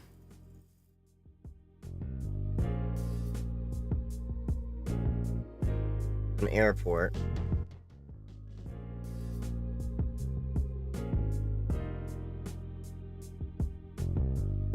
Okay, so this can go to 100 and... Okay, so this can work 118 to 136 megahertz.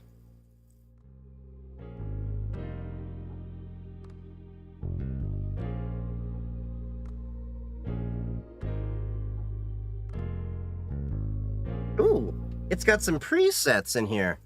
It's got Las Vegas Airport, Las Vegas Ramp Control, so it's got a lot of presets in here for Las Vegas. Yeah, I'm gonna have to play with this. I think I picked up something on the airband. Nope, that was just static.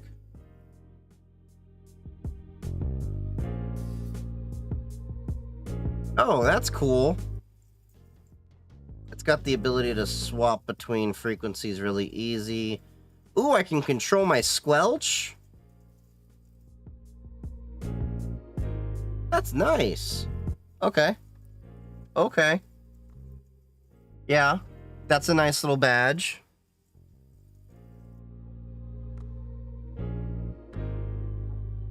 So yeah, that is definitely a nice companion to the Aerospace Village badge from last year. Now, this year they were selling last year's badge. So I actually bought my badge a few months after the con because they had an issue and didn't get them all out at the con. This year they only had 500 Aerospace Village badges to go for sale. Have you ever designed a PCB? Yes, I did back in school. We had a high school program that allowed us to, you know, make our own PCB, etch it in and all that. I haven't really done it because it's a bit involved. But we've done it since. I did the one. I made like a device to act as a dice.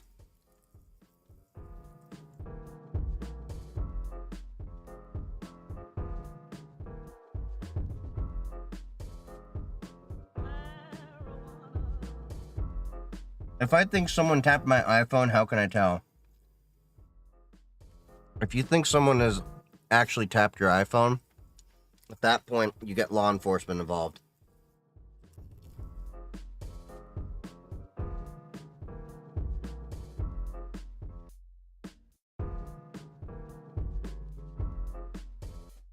In most cases, the average person is not really important enough to be tapped in the way of like a state actor is. But I mean, people can install, spyware and stuff, but on the iPhone, I'm not saying it's impossible. I'm saying it's improbable because it monitors a lot of things.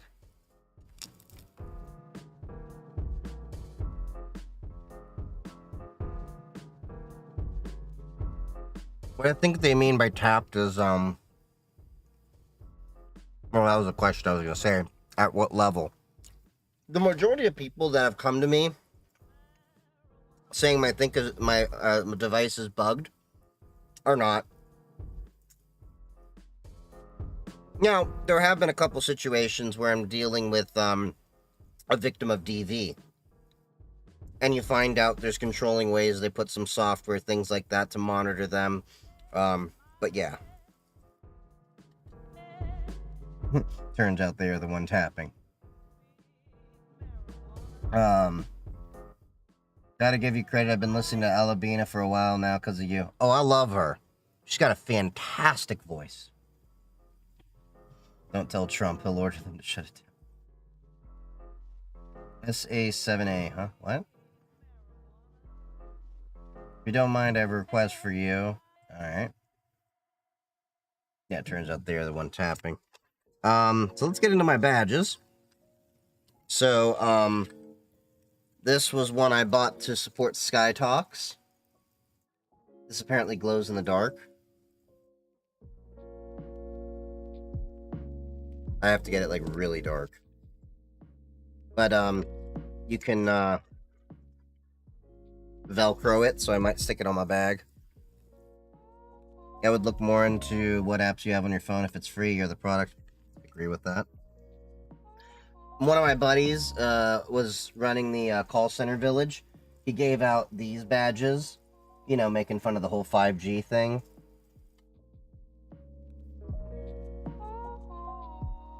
This was the call center village badge for this year.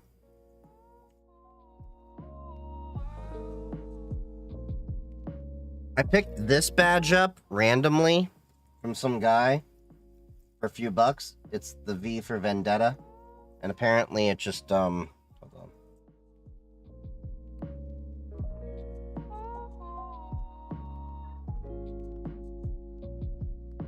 I could have sworn I turned this on.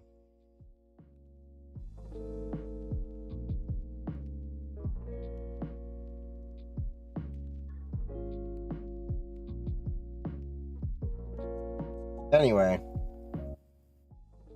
I think I gotta change the battery on this. But yeah, it's a little V for Vendetta badge from Hack NWA. That was a really fun one. What kind of malware spread the most over free Steam games or so? Mostly it's from pirated software, to be honest.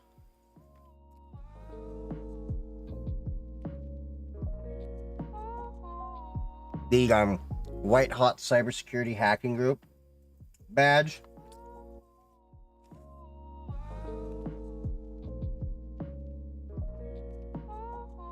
So this is one I picked up, I think it was from Loong Village. It's apparently a CTF.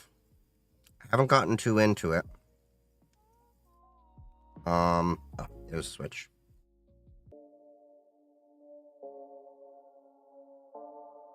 Apparently this is like a little kind of Game Boy kind of thing. Whenever it turns on.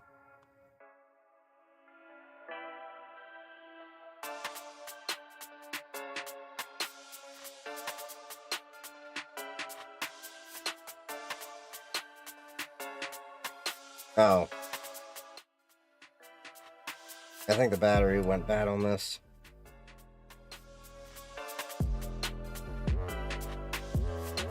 Yeah, I think the battery went bad on it. Let me see if I can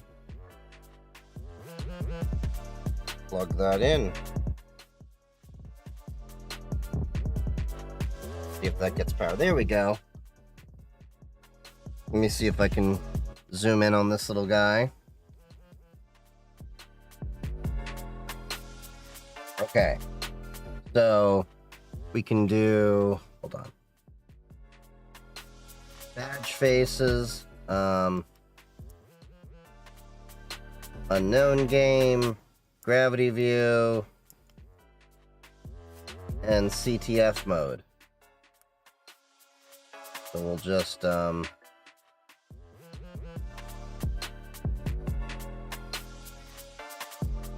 it's got a little sensor in there. That's cute. And then you can, it's got a little beep in there. Badge faces. You can make it have a cute little face. And then, of course, you have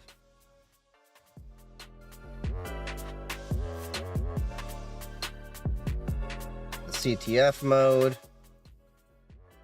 So there is a CTF in here. Probably have to plug that in and do all sorts of stuff. I think this was from Loong Village, if I remember.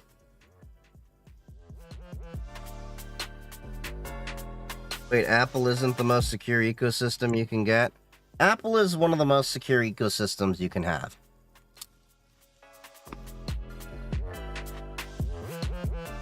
But I would argue Graphene OS is a little bit more secure.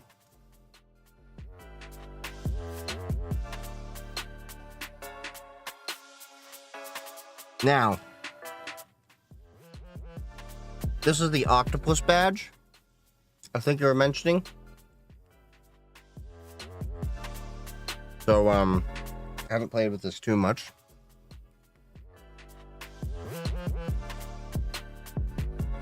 Okay, where the hell is the remote? I just...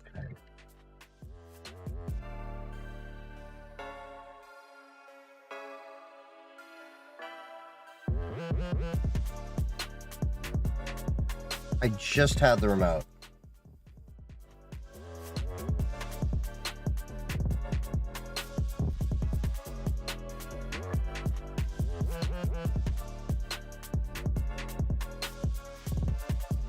Did I aim it? No. Okay, we go.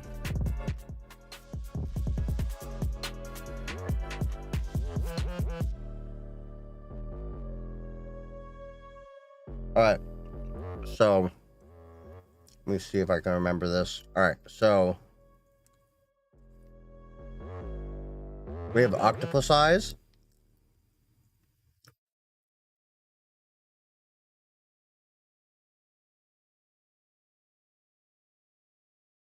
Okay, there we go.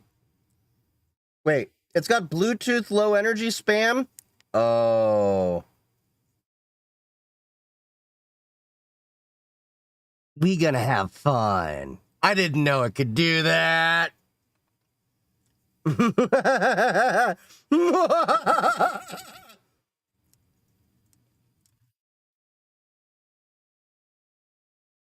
Trying to see, does this have any other mode? Okay, so I think press A. Ah. I don't think I had enough power. 1 second. Let me, oh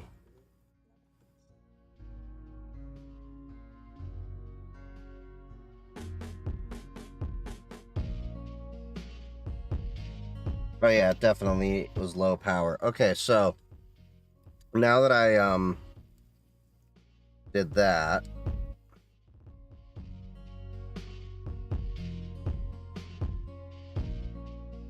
okay, so BLE spam, executing.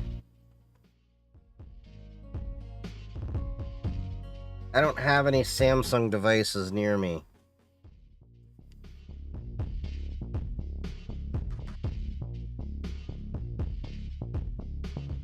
So yeah, just, I guess you can spam Samsung devices with this.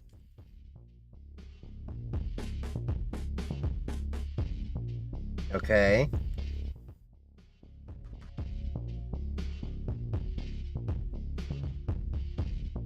Oh, it has music? What's roulette do? Apparently it spins.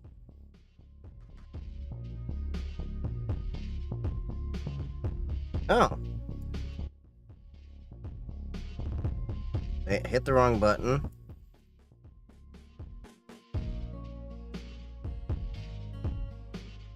Oh, so it puts a random 0 somewhere in there. Interesting. Okay. And let's see what music has to offer. It's a music player?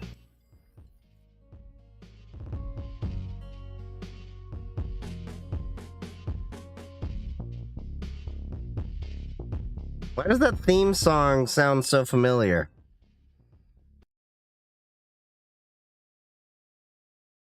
Turn off the music. Can you hear that?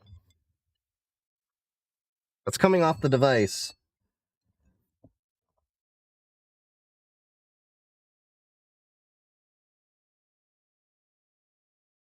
Interesting.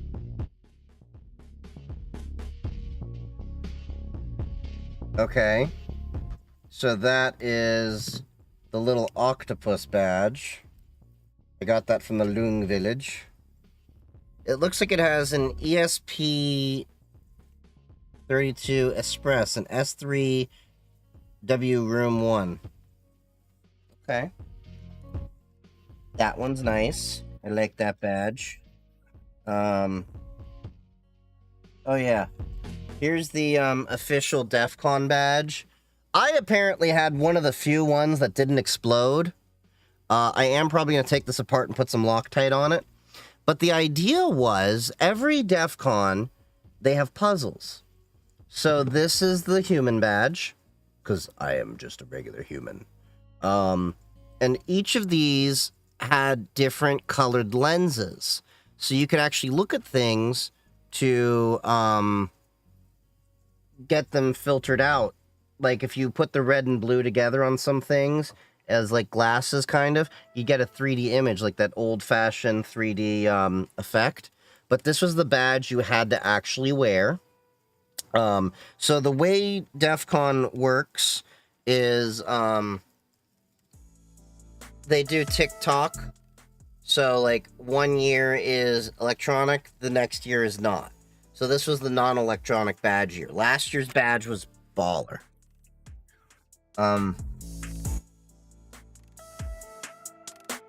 Is it possible to increase the NFC rating range of on your flipper? Yeah, you'd probably need an add-on board for that. But you would probably need to amplify. I'm not sure the Flipper Zero can deliver enough power to do all ranges, but you probably can do it. I don't know of anything off the top of my head to do that, but you can do it.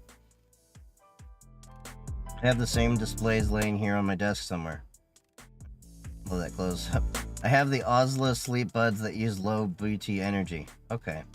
Your banking 2FA is stopping me from switching to Graphene OS.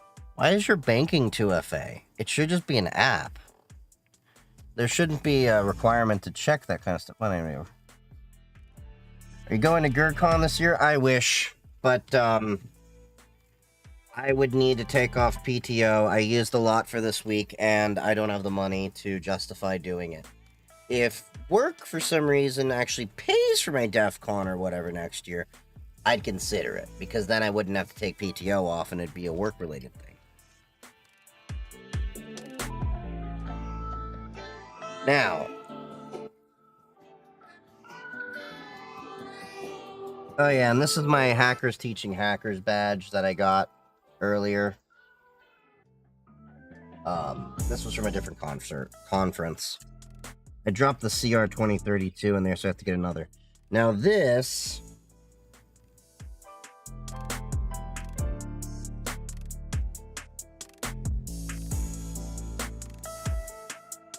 plug this SAO in.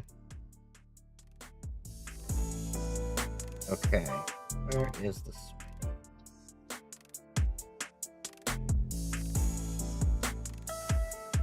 This is the La Villa badge. This is the badge in the area for, I don't know if you can see it. It's like a people that speak Spanish and Portuguese. It's all blinky.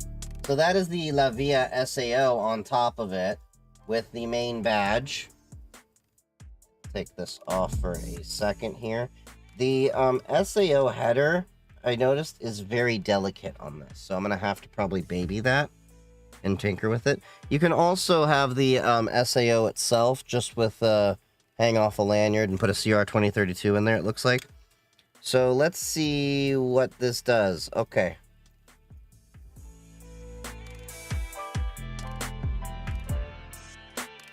Okay, so this is definitely in Spanish. Buscando badges de la via.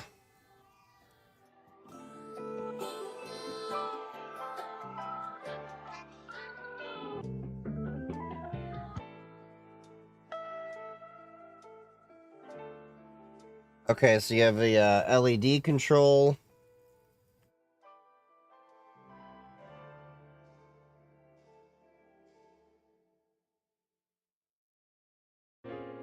So let's see. LEDs. Rápida. You can control the LED.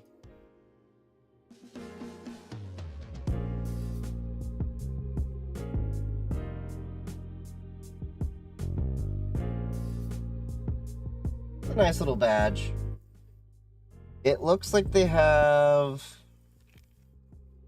Let's try to figure out what board they have on here. Oh, so there is a switch on the back. It looks like it just resets it. There is a device over here that has a little antenna with a crystal oscillator. Can't figure out if this is NFC or RFID.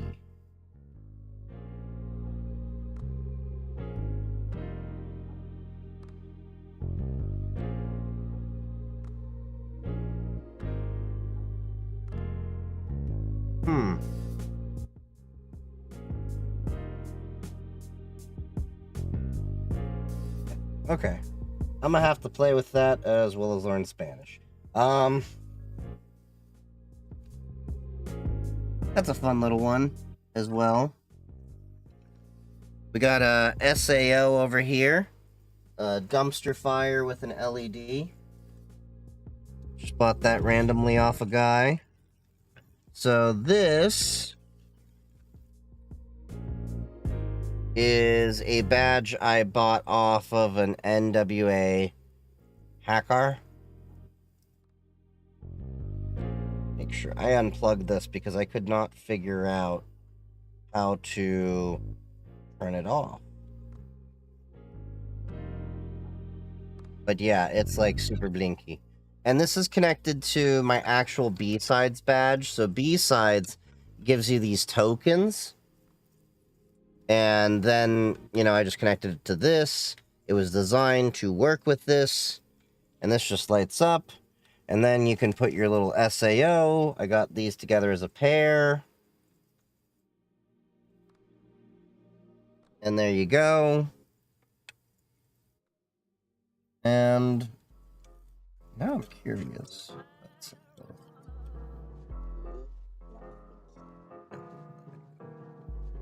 I'm gonna need to put another header on this, but anyway. Yep. So that is the final badge that I managed to pick up. Have you done a project with an ESP32 and multiple DC-18B20s, one-wire temp probes? I have not. For Gurkon, what if I put you up in my room? You can help me push my son to his limit. Maybe, but I don't have that many PTO days, I think, left. Because I gotta save them for some of the holidays coming up. Because I got Rosh Hashanah and Yom Kippur. So, I want to go. God damn, that was bright. I want to go, but yeah. That's the annoying thing. about when you go on your own. You have to budget your time and stuff. Boo.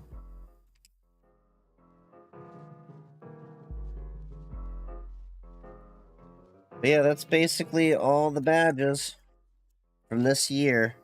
The badge game this year was not nearly as good, I would have to say. But, it was okay. Very important, the value of going to LV. Get them to give you your time off and entrance. Yeah, well, the problem is they don't have balls. The people that are, because, like, they're changing leaders and all that, and who's in charge doesn't have balls to actually make any decision. So, maybe next year I'll go to GurCon. I do want to go. It's just, yeah. Plus, yeah. My boss is all for me going to these events. It's, yeah. It is next year. Oh. Spring. Okay. Yeah, then I may be able to if I can get it justified. I gotta bring it up with my boss. But, of course, if given the choice and I have to do Defcon and all that again on my own PTO and they're not funding my trips again, I'm picking Defcon. Now, sticker time. We have plenty of stickers and different things. So, this was, you find different cards with different challenges and things like that. Like this one. Seek a skill mentor. Learn and practice. Document your journey. Your skill quest. You know, some people just have, they have, like, the HTTP, cookbook over here. Apparently, this is a, attack proxy. Here's a free code if anyone needs it. Try it out for a month. Alright. We've got some stickers, like somebody made a Mr. Beast format one with Cobalt Strike licenses. We've got a pin over here for a Muppet Hacking. That's the maker of the badge that I just showed you. Hack NWA.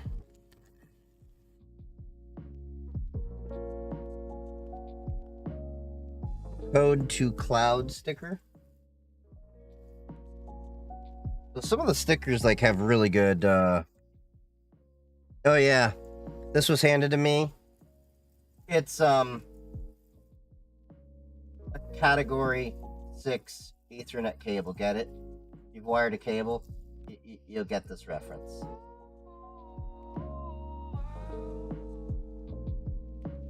Dude, 6-8. Cat 8.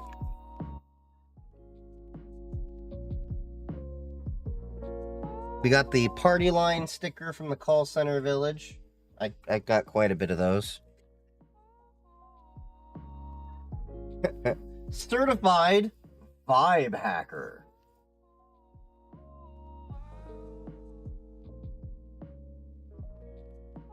Another party line. Darknet Diary sticker.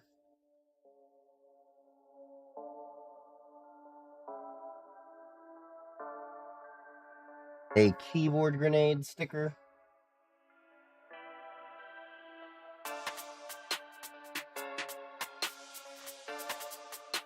A Run Zero sticker. They made the challenge coins that I have. Oh yeah, we gotta show the challenge coins. Where'd I put the... Oh, there they are. Protagon sticker, whatever.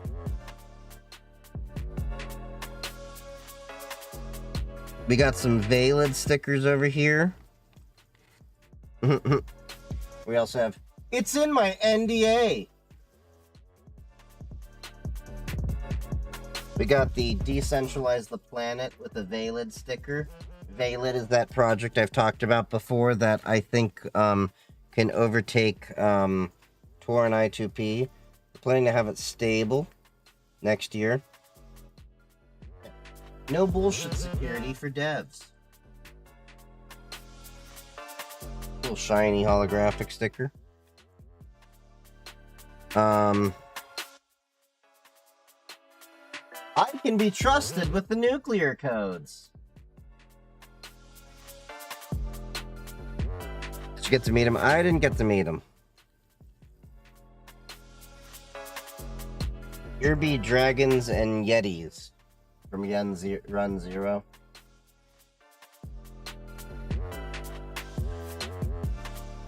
Darkeye.io, whatever that is. This is not my first time I got a Darknet Diaries sticker as well. We got Hack NWA.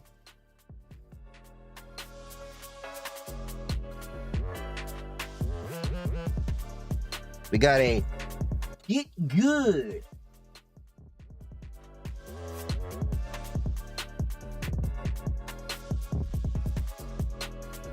Wash hands before returning to libc.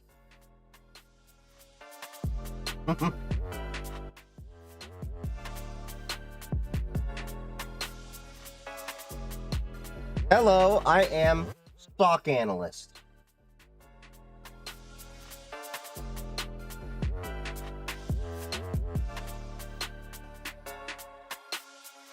We got a couple of these. In case of an investigation by any federal entity or similar, I do not have any involvement with this group or with the people in it. I do not know how I am here, probably added by a third party. I do not support any actions by the member of this group. DJ Turntables. We got the only thing that can defeat me is a minor obligation later in the day. That's kind of funny.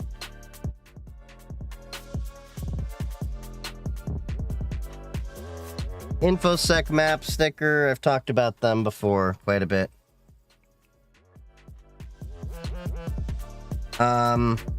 We got a Pride floppy sticker.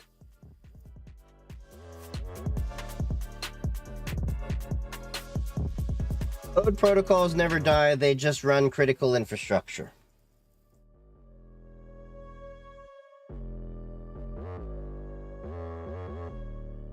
Got a football one from Run Zero. We got the Valid block, Be the Brick. Advertising Valid.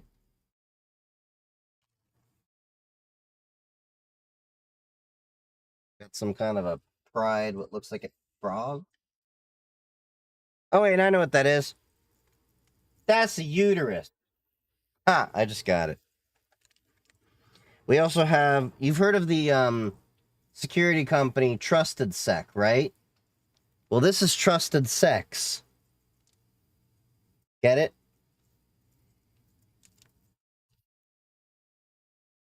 We got some Nyala stickers. If you don't know who they are a really private domain registrar.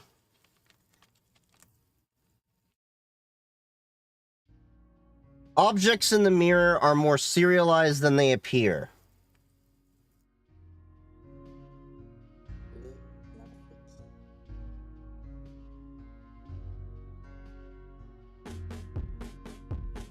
I don't know what this is. That's just trippy. Like little film.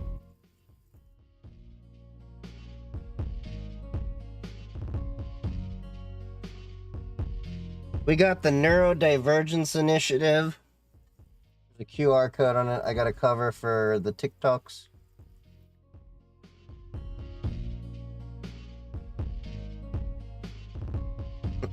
You just had to be there.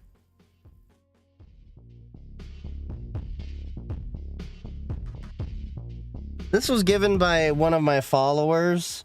I think that was their university, like, computer club or something like that, if I'm not mistaken.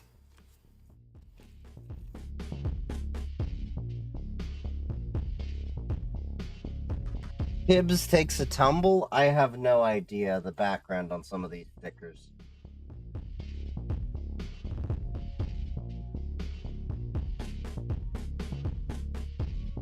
I don't have any kernel dump stickers. Oh yeah, I have these. I meant to give one of these to my co-workers. The network traffic citation. You are summoned to appear before the sysadmin. Checked off the violations, checked all that apply. Sin scan, Satan scan, ping scan, unpatched OS, do MAC address, switch loop, ARP spoofing, MD5 mismatch, ARP store. Yeah, this is a little bit involved. Got a couple of these. Check your bag. My bag's upstairs. Hey, me, how's it going? Oh, me! I got you in a booster pack. I got you in the booster pack. You know. Oh, you're still in Vegas?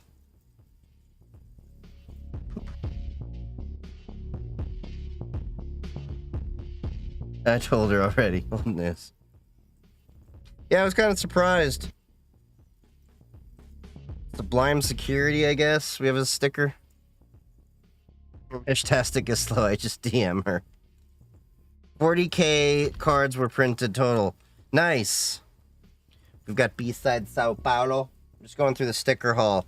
We already went through my badges and we went through the merch.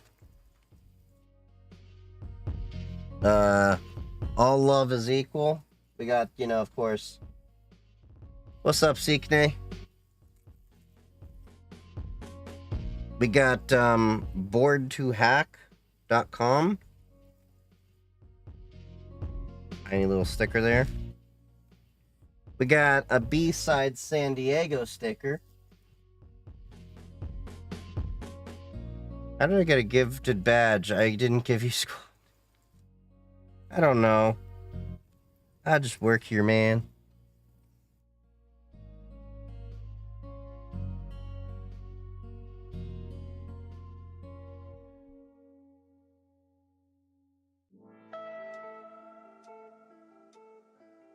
I'm in my critical ignoring era. Someone got a bag of, you know, a reel of stickers and didn't cut them off right. Trust nothing, verify twice. Good advice. We have B-Sides Orlando.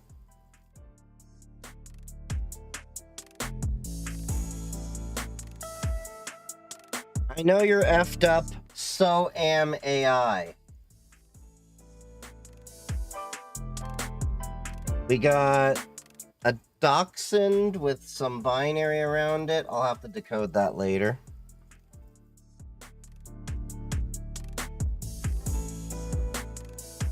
Got, of course, the trans rights or human rights. Fascism must be harshly crushed. Oh yeah, by the way, there was a MAGA person that was thrown out of Defcon because they were really trying to, like, push the whole MAGA thing. And we got, you know, trans pride sticker over there. I got a Cult of the Dead Cow CDC communications sticker. If you don't know the history of Cult of the Dead Cow, you should look into it. Got a Sky Talks sticker. I've got the Sky Talks bucket upstairs.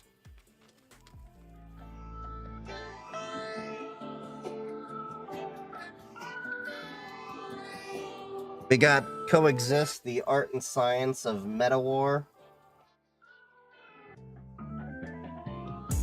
Some kind of robot over here. We need condoms with firewall on them. Imagination is the only weapon.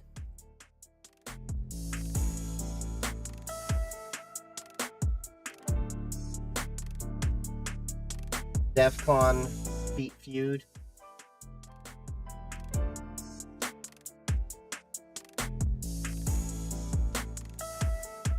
The AI I think, therefore AI am.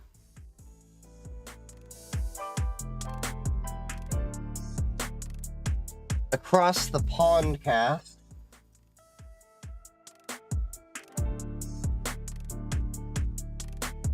Did they find the turf detector I was distributing? Wait, you had a turf detector? Oh! My brain just... Sorry. My brain just... my brain is a little slow right now. I still need to go to sleep properly. No, but I did pick up some trans stickers and all of that because I'm supportive of anybody doing whatever they want to do to make themselves feel happy as long as it's not bothering anyone else.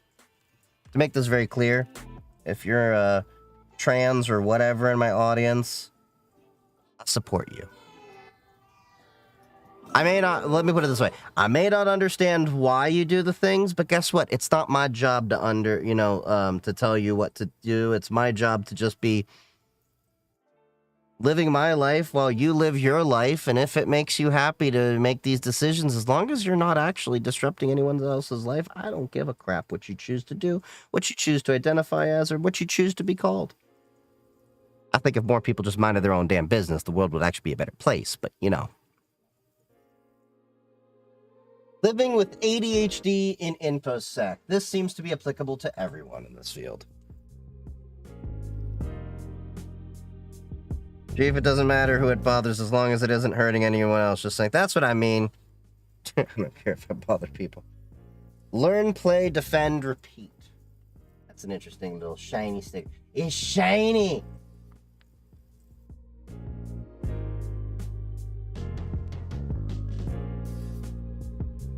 I got a, B-Sides Colombia badge over here. Loaded on the back. I got a couple of these.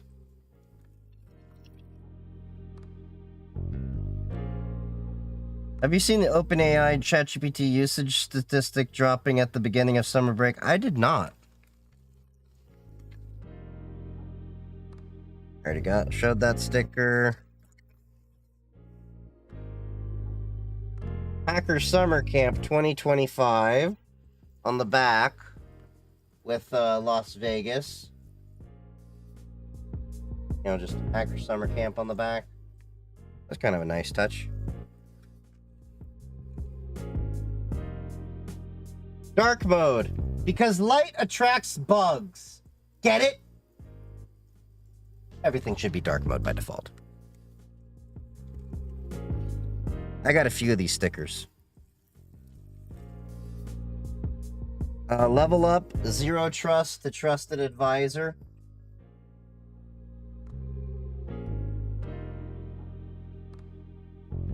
Bitewise Podcast.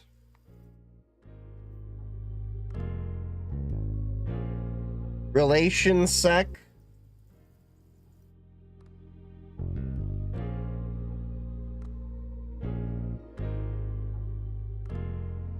We got a cat hacking thing.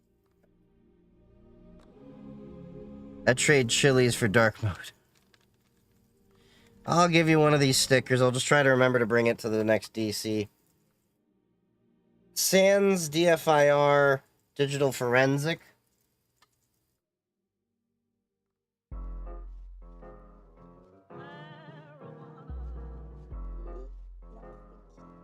Free Jimmy Lai. I don't know who this is. Maybe somebody wants to look that up.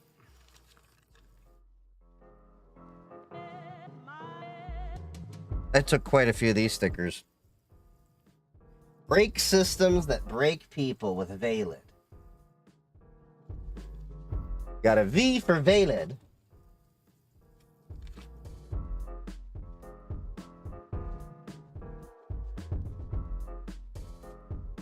Come and learn how D&D is the security power tool you didn't know you needed. Tuesday, August 5th at 5 p.m. in Common Grounds.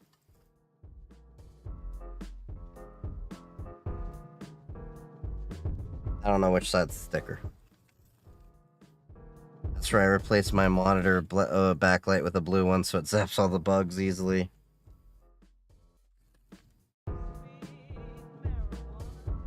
Oh yeah. Someone gave me this. It's a 3D printed little thing. I don't know. It has an address on here with a little Pac-Man dude. gh057.io. Have to check that out later.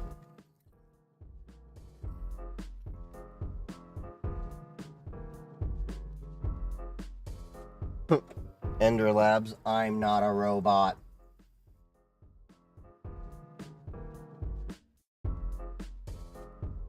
We got an RRG pin. I can't even remember what that stood for.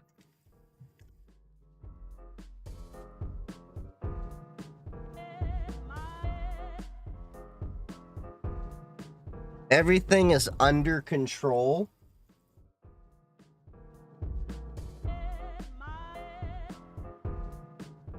We got Hall and OSINT.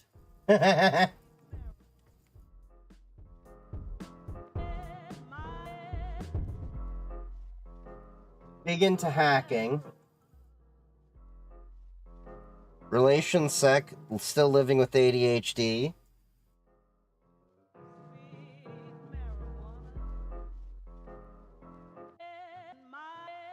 Hackers Guild PGH.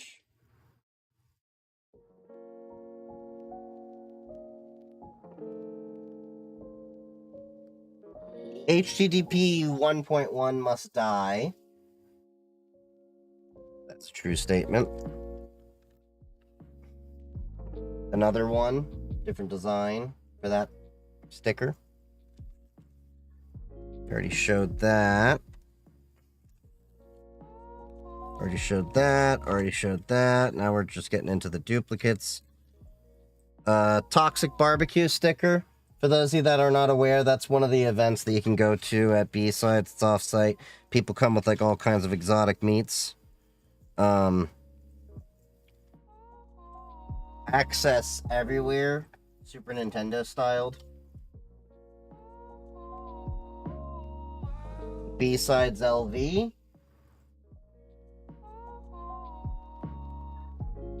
I'm just a colon. I get it. We've got a Sky Talks, top secret, redacted. Sky Talks are some of the juiciest talks. You can't even bring your own phone or record anything there.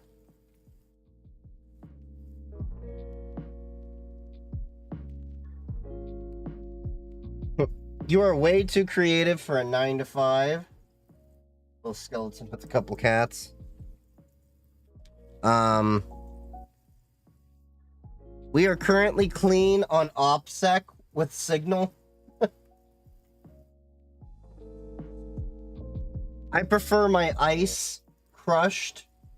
Get it?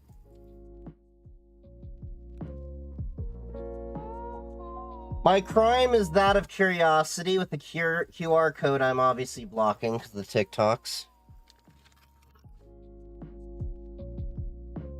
Showed that, showed that, showed that. I showed all of these.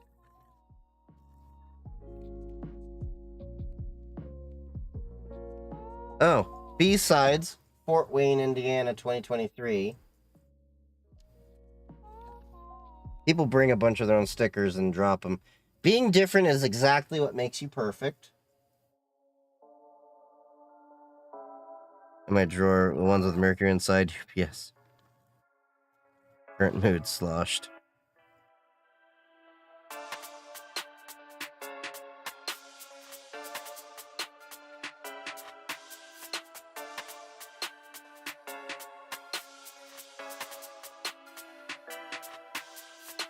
Pack back.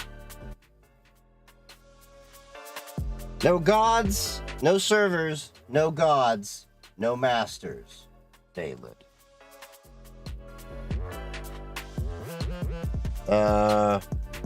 Relation sec, living with ADHD.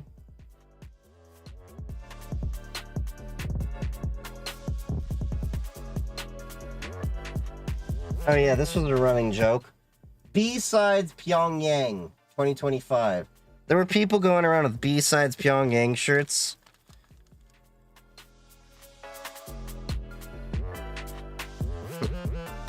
Rage against the printer.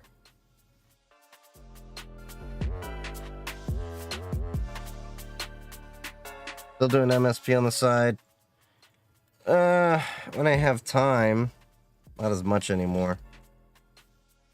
Unallocated. It's a Maryland nonprofit I should check out. I think there's one last sticker in here. Cybersecurity help 5 cents. The pen tester is in. Charlie Brown styled.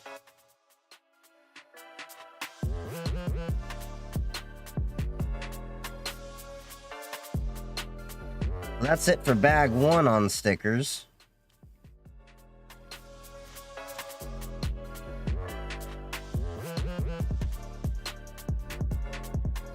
So what I do when I go to Defcon, and I started doing this after the second one, and Hackers Summer Camp as a whole, I come in with a few of these sized bags, because these are like perfect to hold all the stickers and everything. Did you meet any cool people? Of course I did. I met Naomi Brockwell. I met a few of my followers that were really awesome. Actually hung out with one of them. We went drinking and went between 2 different parties. She was a blast to hang around. Had a good time. Abby, if you're still in chat, you were a blast. And hope to see you again soon. Yeah, Abby, you were a blast to hang out with. Had a lot of fun. I miss you, girl.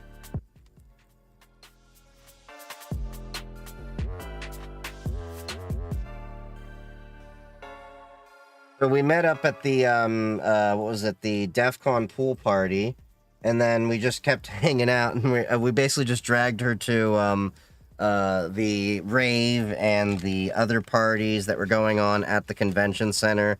We took the Tesla loop tunnel. We just had a blast.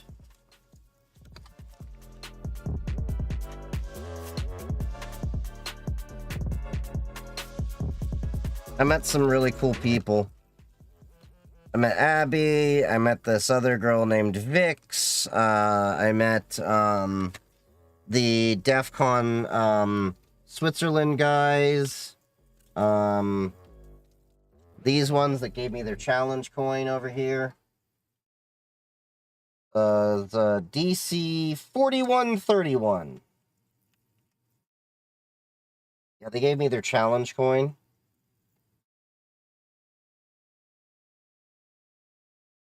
So I got that. I also got a Keyport challenge coin. Picked that up. That in here before I forget. We've got my Caesar Cipher over here, which also doubles as a fidget spinner. So if you didn't see the TikTok, this is a Caesar Cipher. So basically how a Caesar Cipher works, it's one of the oldest forms of encryption, and you just shift the letters back or forth a certain number to decode things. So basically there were 4 different challenges from run 0, and each one of them had a code. You had to decipher, and the number answer was in these riddles over here. So I solved all 4 of them. After every fair, I also become a pen tester, or ball pens. Half of them don't work. Yeah, this was, I think, one of the coolest challenge coins I've ever gotten, because it's a fidget spinner at the end of the day, too. Whee! Oh yeah, Valid challenge coin, too. I picked up one of these. Wanted to support them. And let's go into the next bag over here, shall we? So, they did something interesting this year. Now, I saw the cards a little bit last year.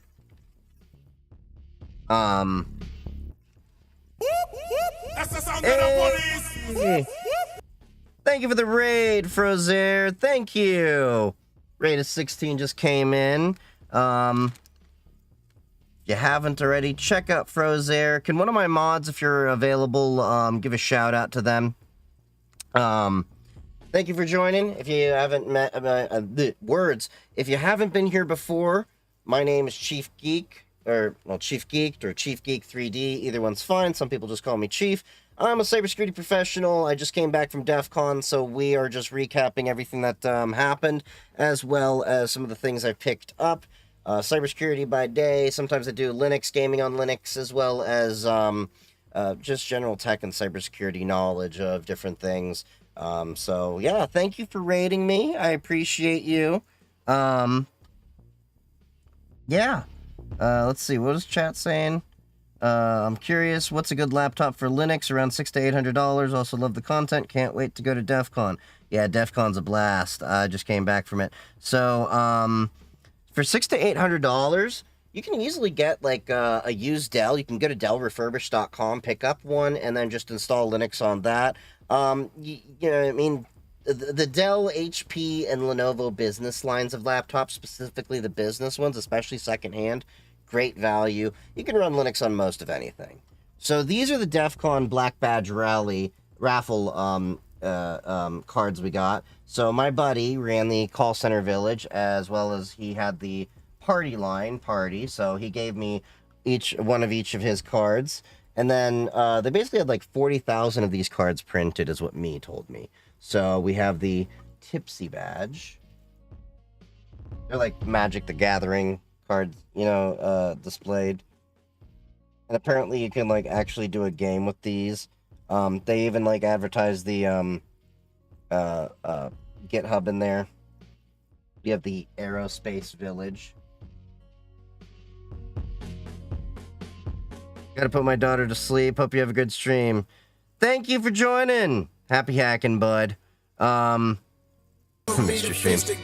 Hey, thank you for the follow. Pizza de pepperoni.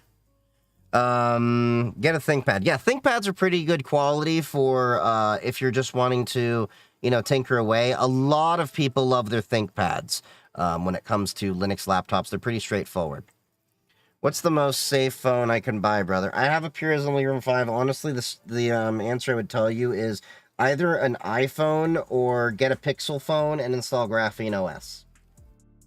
The iPhone is one of the most secure phones out of the box. Hands down. Purism Libram 5 is not that great as a regular phone. I have one. It's an interesting concept, but the battery wouldn't last. It's a little bit clunky on different things. I even tried the Pine phone. The honest truth is, after all of my testing, get an iPhone or get a Pixel phone and install Graphene OS. If you want more secure than that, get off the internet. That's my honest advice. So back to the Black Badge raffle cards I got at DEF CON. We got Deviant Olam as a shiny card. We got the Fight Dystopia badge as a shiny card. We got the Giga Geiger badge as a shiny card.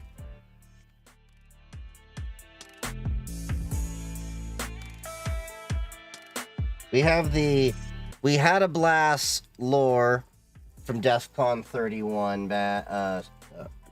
card. We got the DC 801 Black Mage badge. It's a Defcon local group that had badges. You know, because different people will make badges. I got like the DC 704, I think it is, badge. This is me, the awesome person that was in my streams earlier. That's her. I was cracking up when I got a card with her on it. We have the Lonely Hackers Club. We got the Freak Me card. Oh, you are freaking awesome. Don't downplay it. You are freaking awesome. We got the swag merch card over here. We got the black badge raffle ticket. Those are so funny to see around. We got the Blue Team Village. Got another black badge raffle ticket. And then we got the Aerospace Village ADSB badge. You know, this guy. I really like the black badge raffle cards they had and everything. That was a really cool thing they did this year. And it was funny because you could just get them from the goons. So for those of you not familiar with Defcon, goons are the volunteers that help out at Defcon. They wear red shirts. There's like this whole community that they have amongst themselves. I keep having people keep having people ask me, when am I going to be a goon? I thought you said gooners for a sec. No, goon.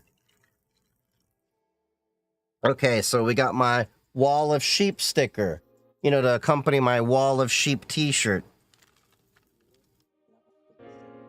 This was a card from one of the speakers that was talking about a ChatGPT tool we'll go over later on.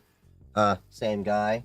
That actually helps you detect if an image is fake or a deep fake or, you know, AI generated, looking at a bunch of different things. It was an interesting talk. We got the mobile hacking community sticker over here. Wall of Sheep, yeah. So I did actually get a couple of the passwords on the wall this year, me.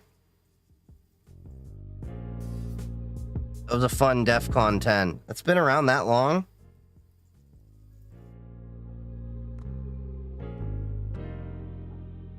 We got the Ham Radio Village sticker, because, you know, I'm a ham radio guy. I void warranties for fun. You started it back then? Damn. It's kind of weird to think, because it's been, like, so long. We have, one of my buddies gave this to me. Sinfluencer.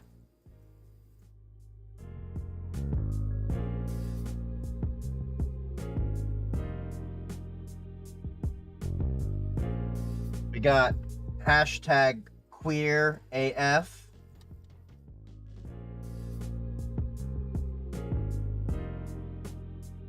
We got live, laugh, RM-RF. That's a funny sticker right there. What happened the last 90 sec? Oh, we were just going through the stickers. We got a Parrot Sec sticker. Parrot Sec was there that made Parrot OS. Bitches get CVEs. Do you have the hacker karaoke card? I do not.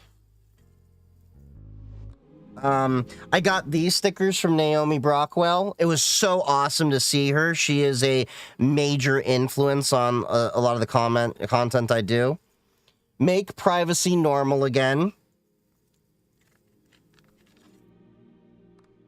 I got a bunch of those. Privacy Accelerationist, also from Naomi Brockwell. Dance like no one is watching, encrypt like everyone is. Also from Naomi. Oh, she is a good singer? I didn't stop by the karaoke. I kind of got a little bit sloshed over at the call center village, which is where I got this sticker from. Warning, beam forming in progress.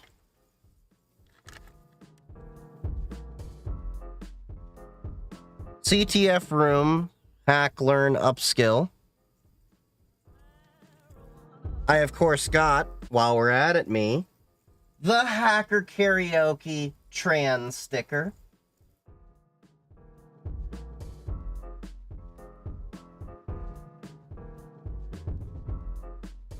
We got the don't be a sore loser. I like these little puns they had. You bet your sweet sass. I'm replacing myself with AI.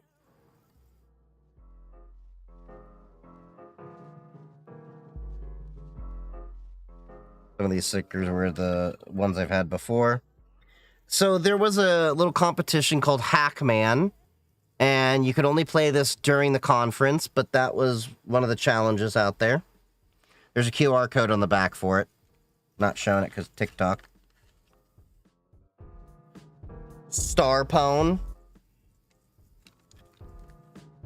Oh, 2 more badges. I mean, 2 more cards. I got a shiny Call Center Village and Party Line card over there. We got the rainbow. We got Safety Third.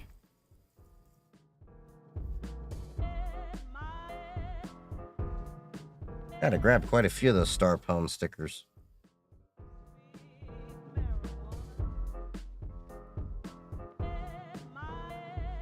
This is from Command Control. That was one of the CTFs out there. We're almost through the stickers. Another Command Control. Lord of the Logs!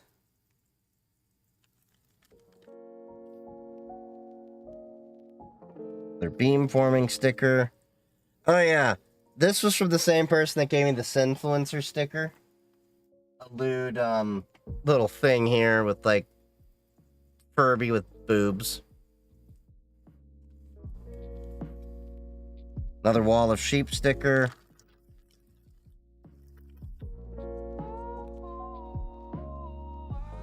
Another beamforming sticker. God, I got a few of those. Yeah. Got that. We got a Hack the Planet sticker over here. Really shiny.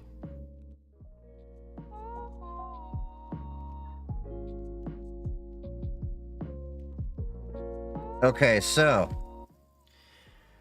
Denial of meme acquisition. The purpose of this notice is to inform you that your acquisition of this meme has been denied. Deletion of this meme from your mobile device is mandatory. No further action is required. Oh yeah, I met the guy that does ham radio crash course. I met him over at the ham radio village. I looked at him and I'm like, you look familiar. And he's like, here, this might help you, then pulls out the sticker. And I was like, oh, shit!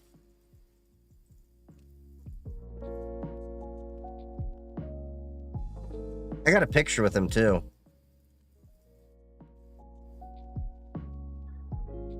Got this little, Raspberry Pi board from the Embedded Systems Village over here. Okay, we went through those stickers. Strictly Retro. Wildlife.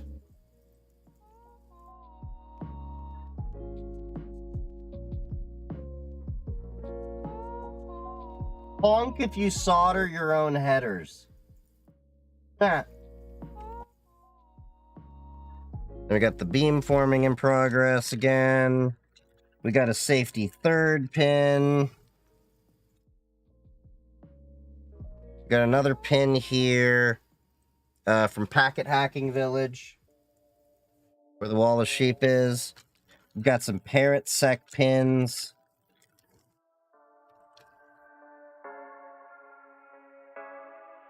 Go through this.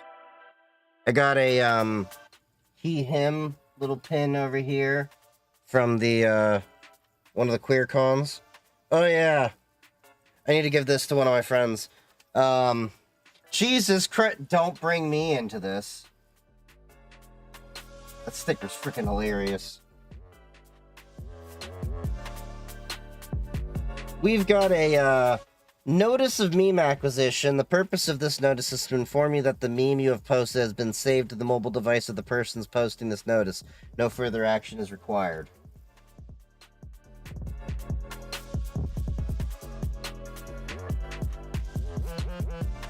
We've shown these. That's a Parrot Sec. And think that's pretty much it. That's it for all the stickers, the badges, the swag that we picked up. What are your thoughts on Spotify's CEO being part of an arms company? I mean, what am I supposed to think of it? Like it or not, it is a legal business. I don't know too much about it, but it's like, what? Am I supposed to hate on him because he does music and guns? I mean, not sure what I'm supposed to do with that.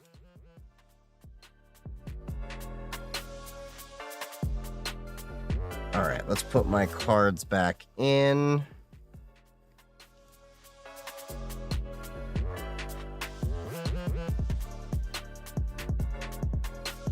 Pizza to pepperoni, gotta go. This place looks nice. I need one of those stickers. Yeah, they are great stickers. If you had actually met me at Defcon, I would have given you one of my own. I still have several hundred stickers left to give out. So I'm probably going to be giving them out at local events and conventions as I start going to them more throughout the year. There is definitely some fun stuff to be had. So, before we go, we got to flash my Meshtastic over here. So this is on the official Defcon firmware. The problem with it is that, well, no one here is using a short turbo on the frequency there. So we may as well throw this in a DFU. So the way we do that is we turn it off, press and hold the trackball. The screen shouldn't come up. Show one of my stickers. I don't have them on me. They're upstairs, but I can probably pull up the design. 1 second. I had 4 different stickers. Not all of them are here. Give me 1 second.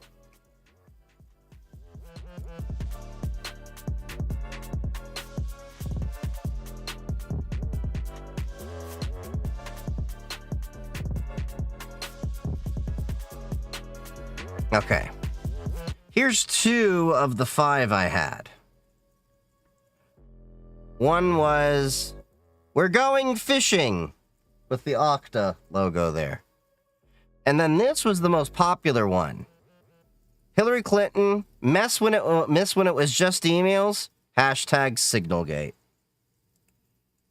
I'm doing all right, Sadla Lou. So, yeah. Those were 2 of the 5 stickers that I had. Now let's open up Brave because I need a Chromium-based browser. And we're going to go to meshtastic.org. And we are going to flash the device. Where is the downloads? We'll go to the web flasher. Select target device. LilyGo T-Deck. Yeah, sure, we'll do 2.6. Flash. Continue. Full erase and install.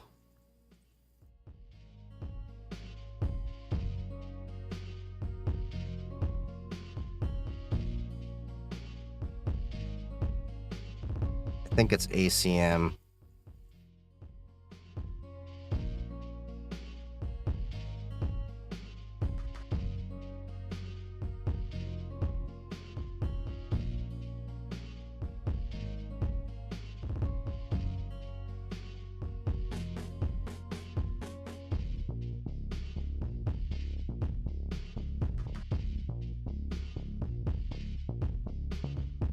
Okay, let's try that again.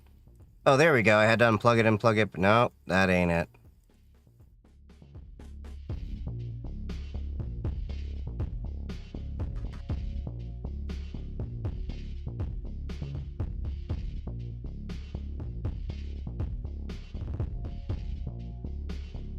This port is already open.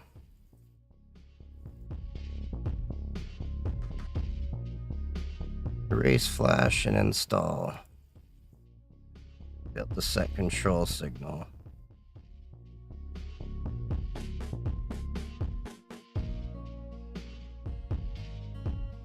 Now,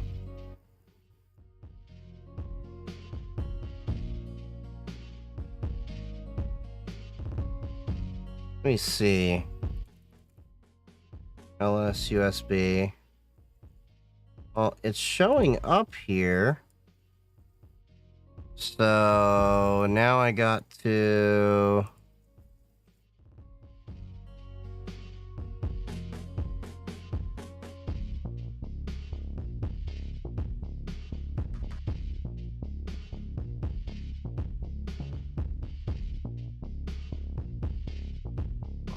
Meshtastic.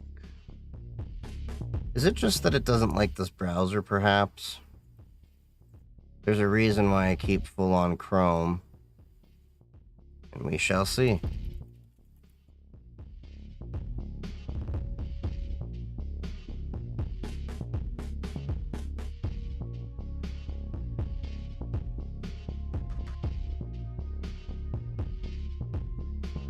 Alright, select target device, LilyGo TDEC. Gonna flash that, continue. Full erase and install. Erase. TTY.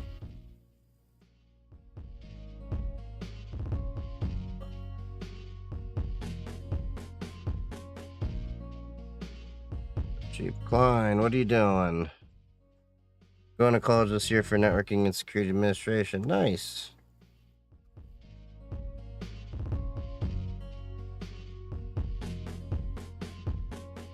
Alright, let's see if I can get this flashed now. Hell.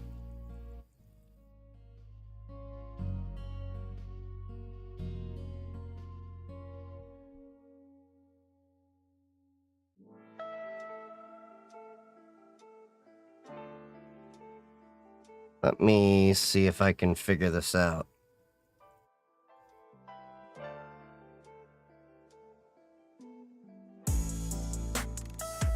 All right, let's see.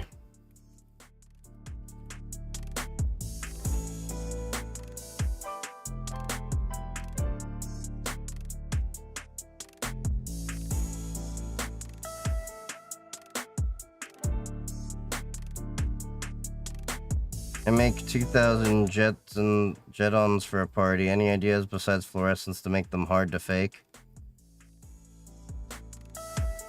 Jetons? What are jetons? Install the track light. Use a proper USB-C data cable. Turn the deck off. Wait 5 seconds.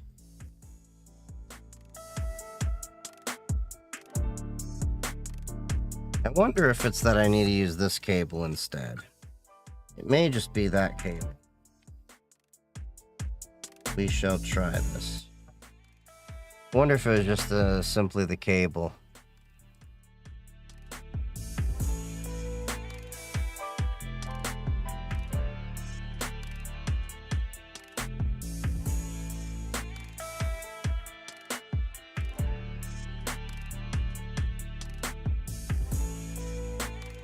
Or 17 a.m. I'm going to do unmount my brain and go to hibernate for a bit. That's cool. Thank you for hanging out, Desist Crafter. Like money pieces, but not official government. Simple a coin without government support. Ah! I mean, there's a few ways you can do anti-piracy stuff. You can do security bans and features like that.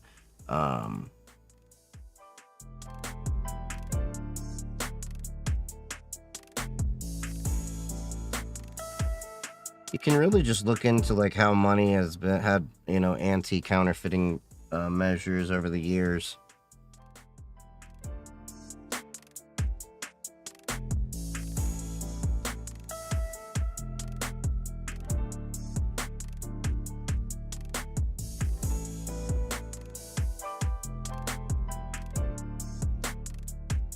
Should I use an NFC tag? You can totally use an NFC tag if that's what you're trying to go for. You can even make your own NFC. I've seen people do that.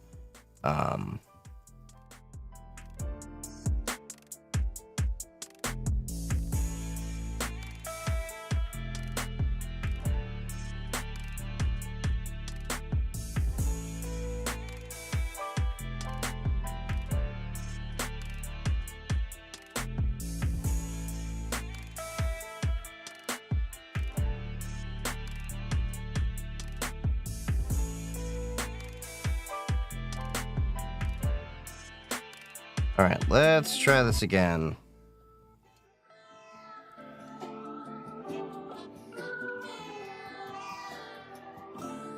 Okay, let's open Chrome. Let's go to Meshtastic. Let's go to Downloads, Web Flasher. Select Target Device, LilyGo, Flash.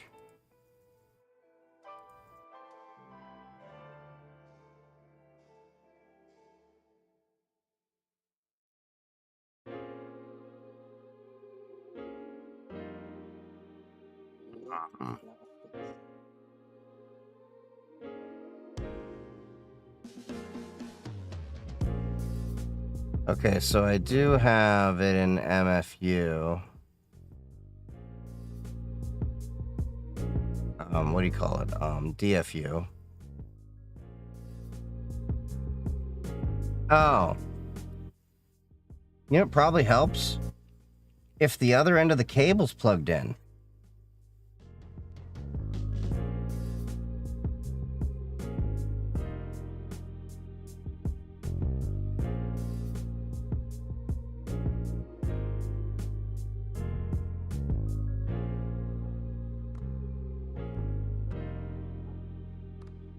All right.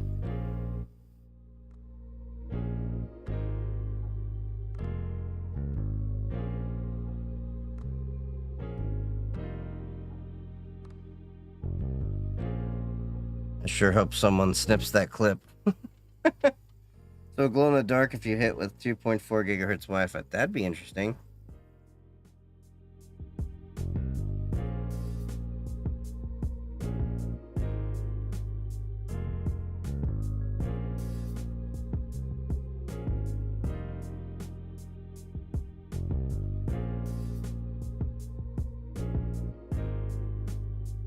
All right, let's see.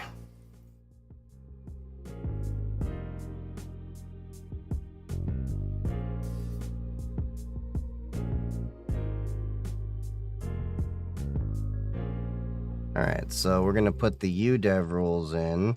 I could have sworn I flashed this before. Can't really hurt.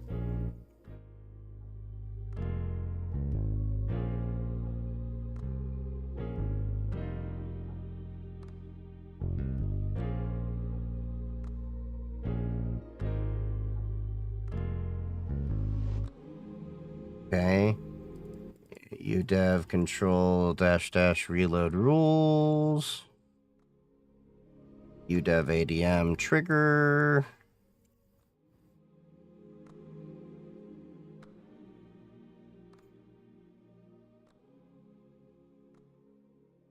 Aaron mounting dev brain. Target is busy. Seems like I'm going to stay a bit longer. All right. So we unplugged it. Now we plug it back in.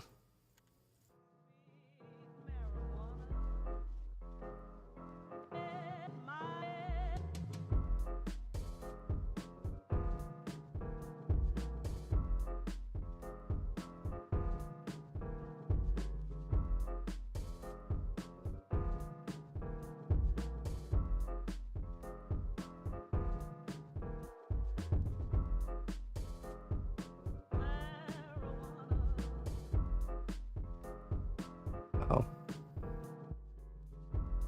Hold on. It wants me to log out and log back in to reset these permissions. So I'm going to do that while I pull up the screen.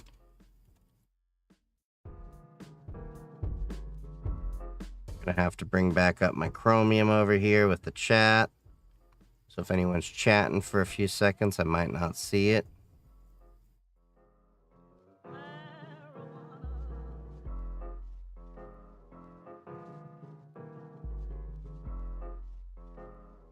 Oh, goddamn. I just saw Sugar's car. Her car is effed. With a capital F.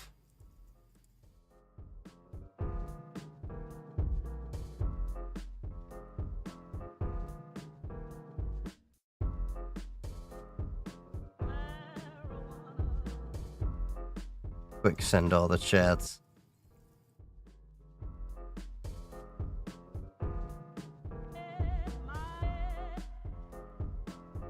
Alright, let's see now.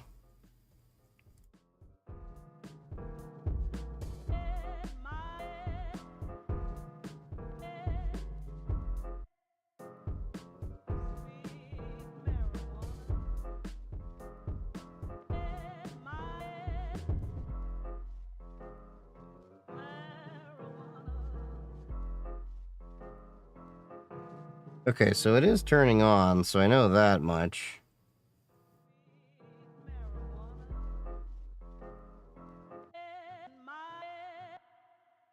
I wonder if I go through cycling that. Like the t-shirt. Yeah, this is probably one of my favorite shirts that I have in the collection.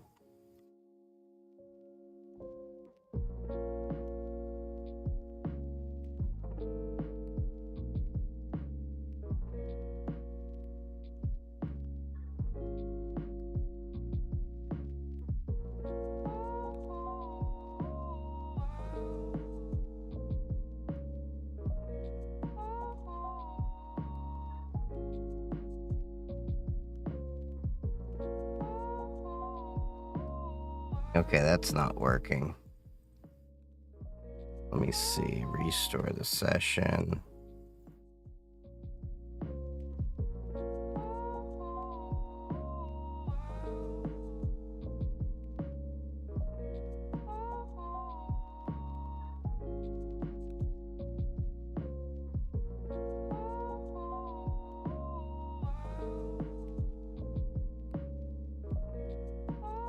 Okay, so we're gonna get ESP tool.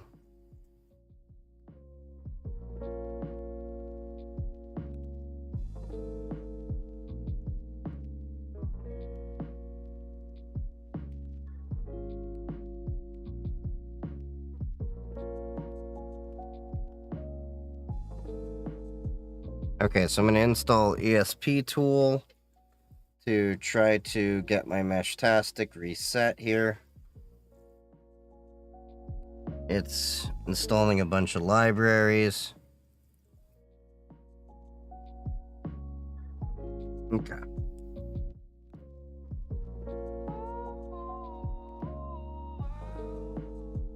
Okay, that's not good.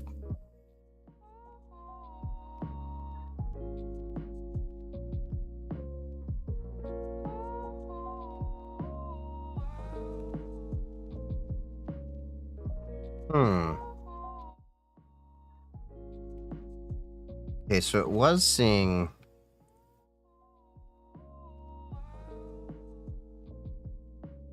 the ACM. Oh, there we go. So it didn't like that cable. Good to know.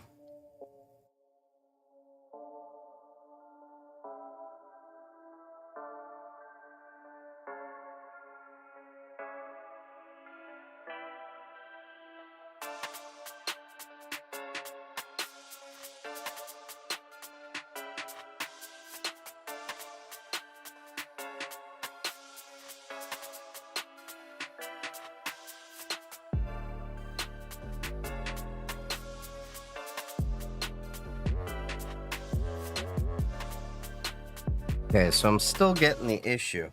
Try another port? Yeah, I did.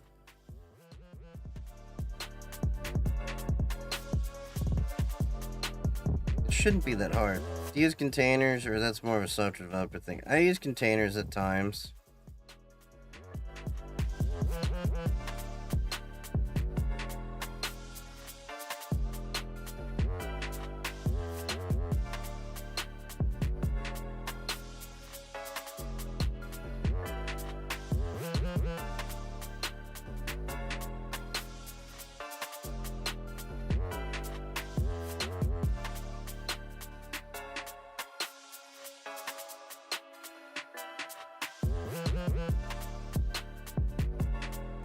Okay.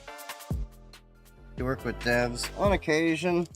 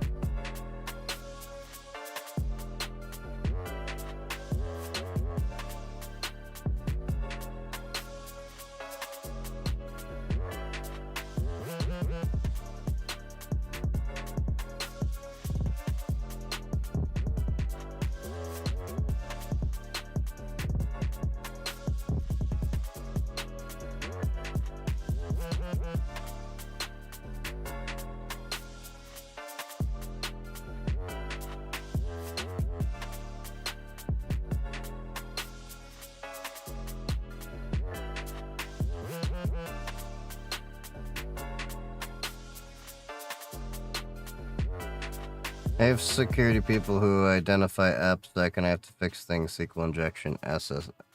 Yeah. It kind of surprises me a lot of times how little developers know about a lot of this stuff, which I consider basics.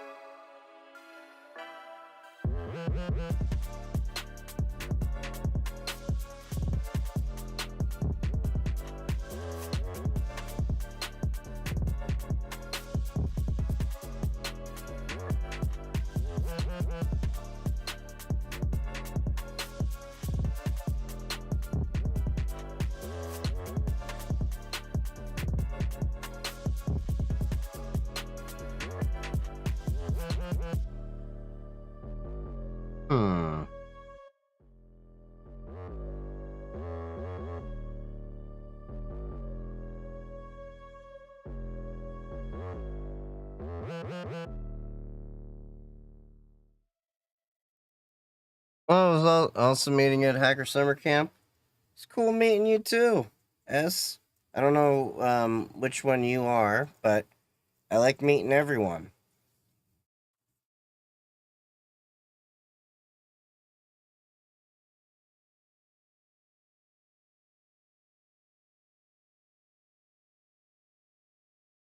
Security goes out the window when deadlines come up, yeah? Something related to network, or did you fix the packet drops over either? For the most part, the packet drops are fine, but this is a separate issue. It's not able to figure out the port. So you get this. The port is already open.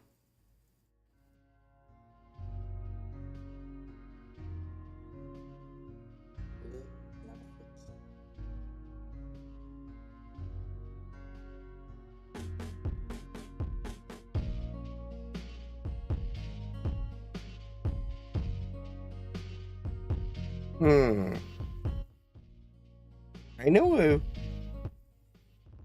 you've heard this a million times.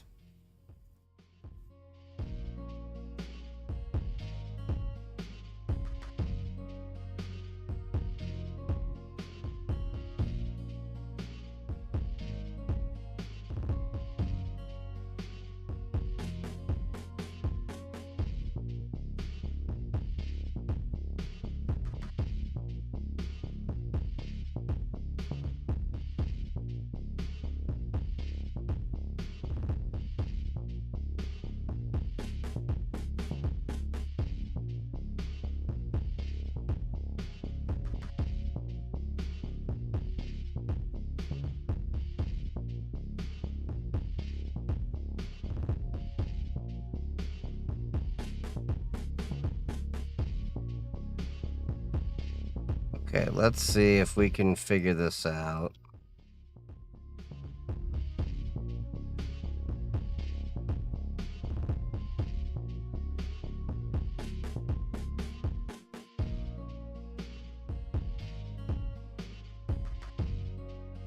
Give a hint, it was at the voting village. Oh, nice.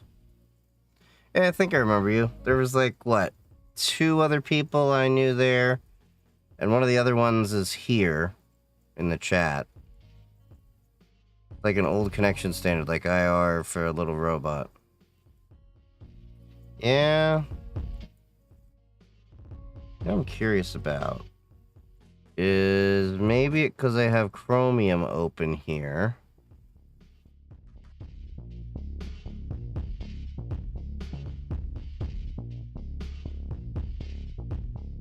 My first Arch install failed because I accidentally formatted Slev Dev SDA. What was my USB? Not. Yeah, that'll happen.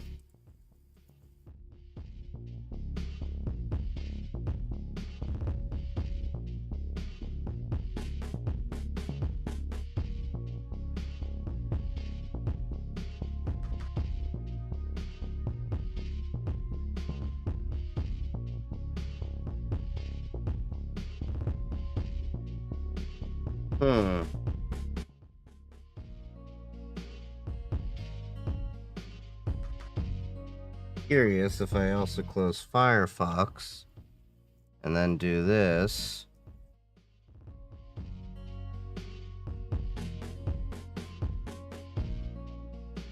Nope, that didn't work. Okay.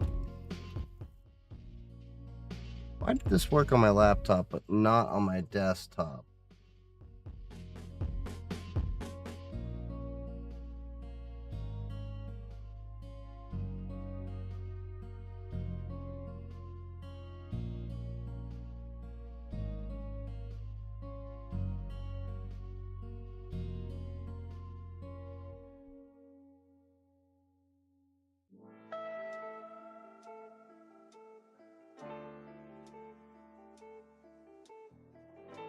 Nope.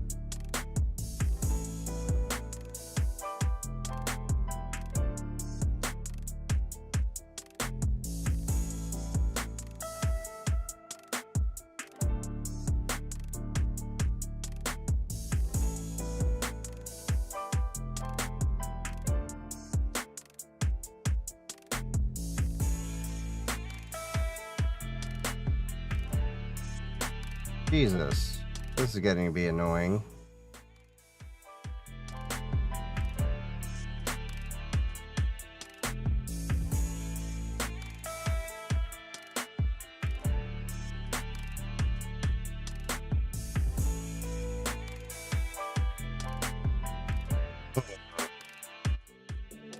Hold the boot user button while plugging in the USB cable.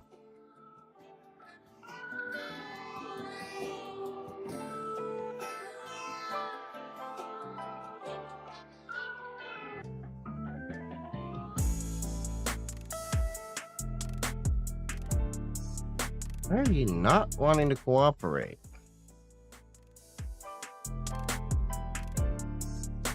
Yeah, this is an ESP 32 S3.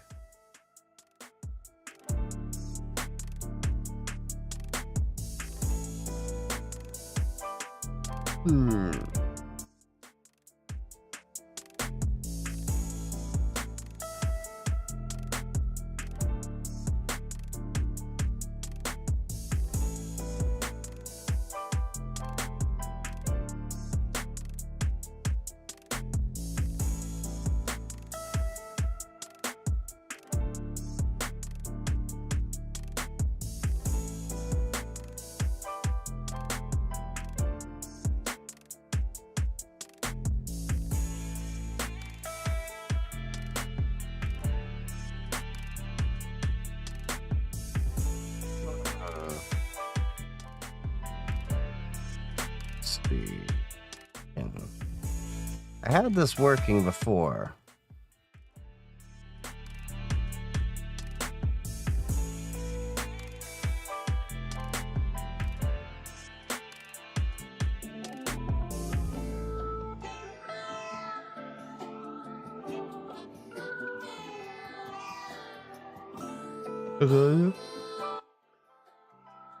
Yeah, made first some connection physically, but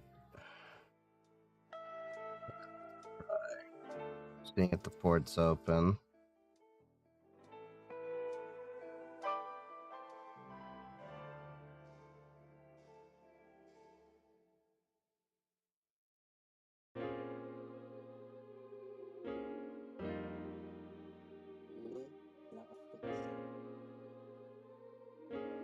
Just to, I don't speak. I think that's German, and I don't speak it. Which time zone are you in? Eastern. Hmm.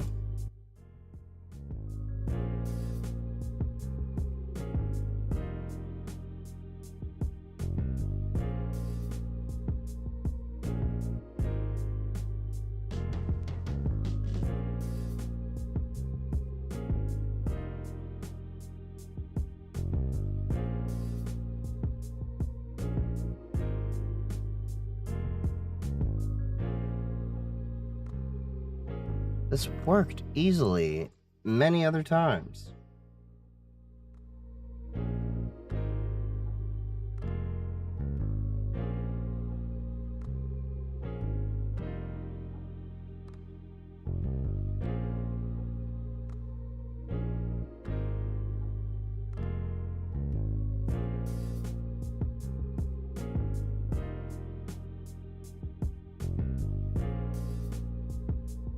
Hmm.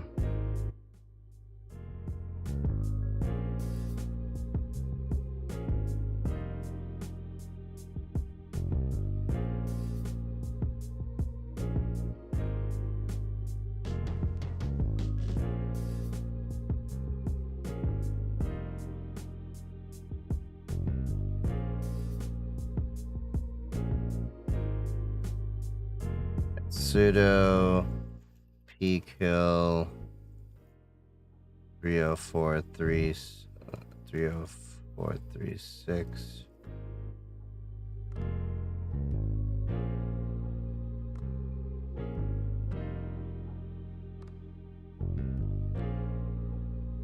Have you tried unplugging and plugging it back in? We also need condoms. So, yeah, I've done that.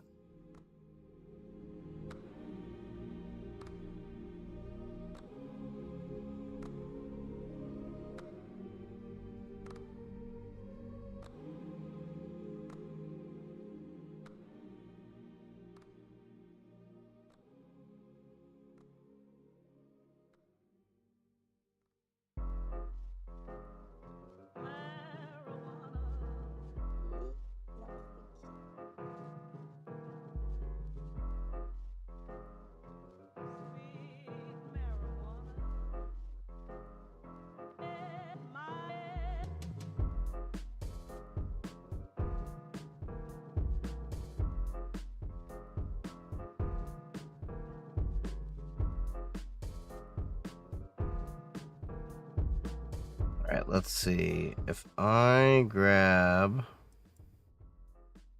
the GitHub.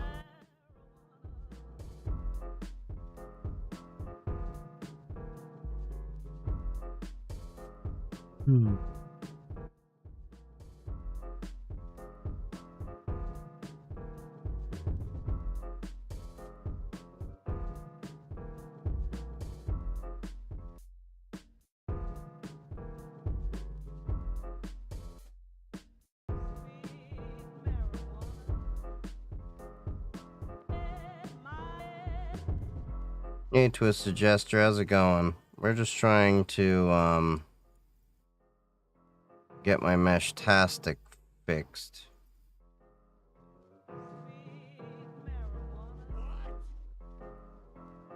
RP2040, STM, ESP 32S.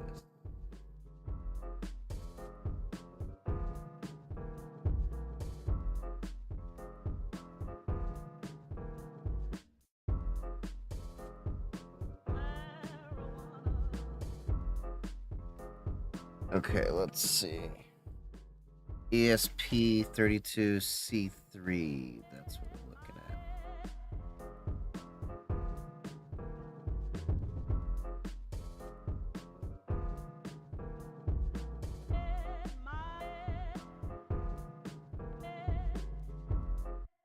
Try to use Edge. Do you want me to die?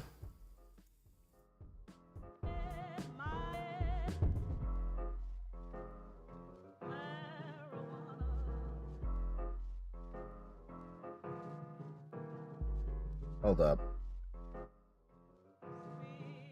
I may just cheat a little here.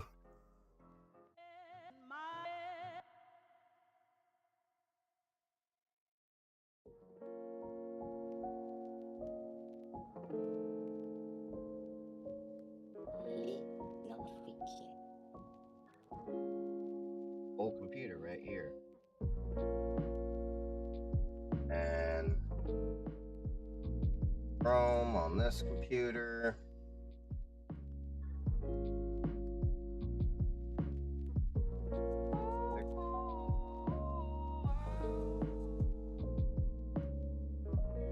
.org.com.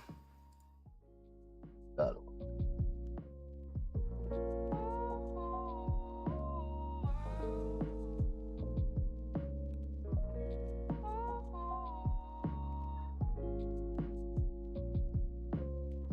Okay, beta, flash, install cookies, continue, full erase and install.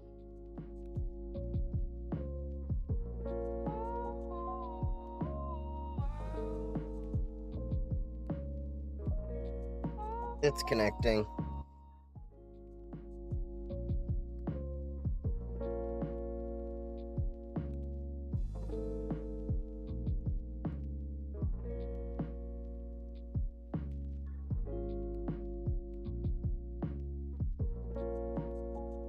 Take a second.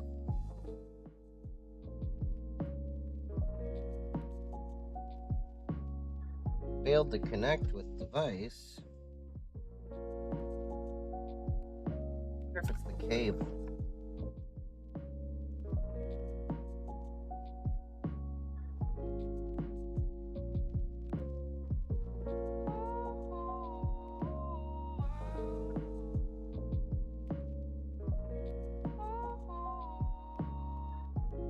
This is why I don't like USB-C at times. Because you can have different USB-Cs with different standards.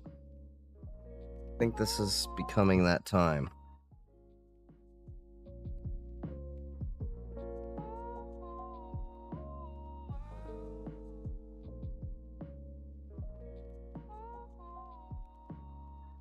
Oh, that's a completely wrong cable.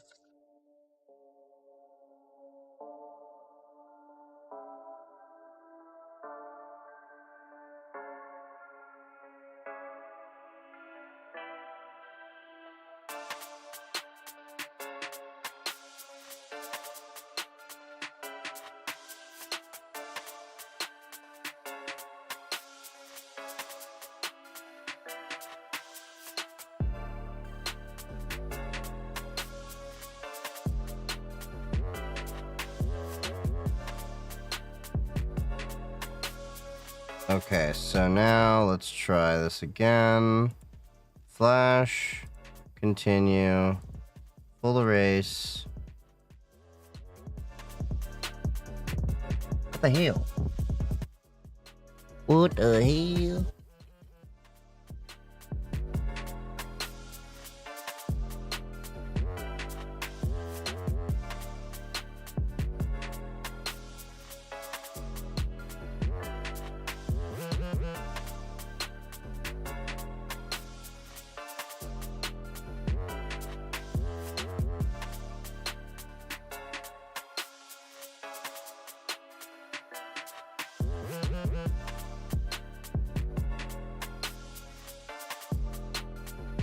Hanging out, almost finished the basic infrastructure for the mini lab before I start putting all my toys in it. And having fun with Envoy, load balancer, proxy, and WebSocket pass-through for SSL web apps and terminating at the proxy. Nice!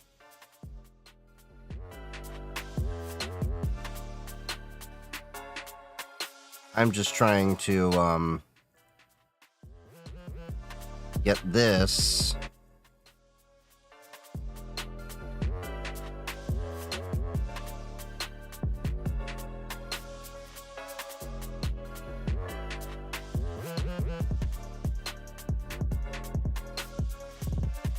What the hell?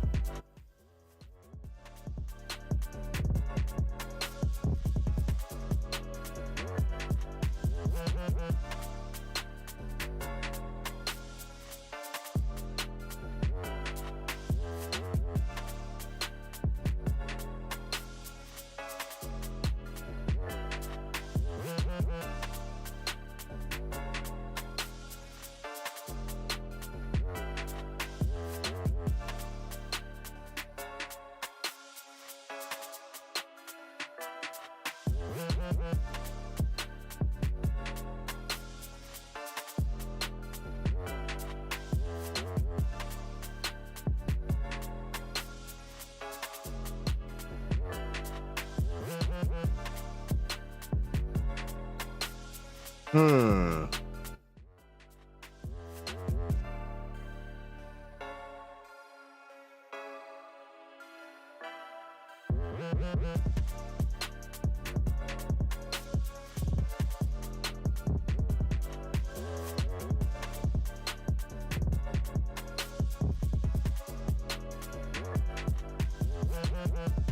Try running it directly from the computer over here. Hmm.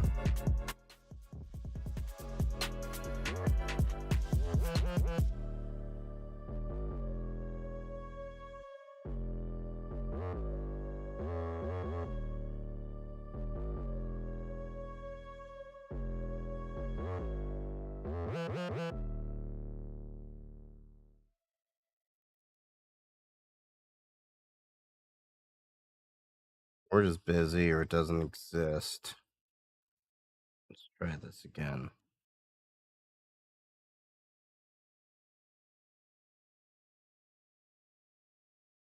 Okay, so it is connecting.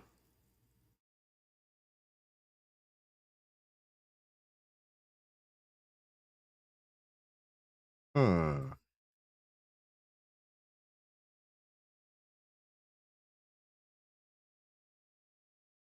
Oh, firmware TDEC MUI.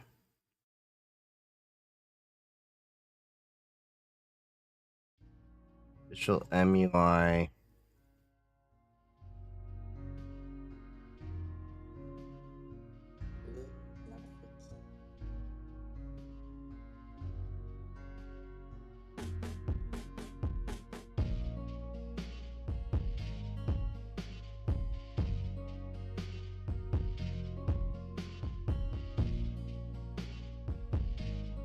Let's see if I can find the TDEC MUI.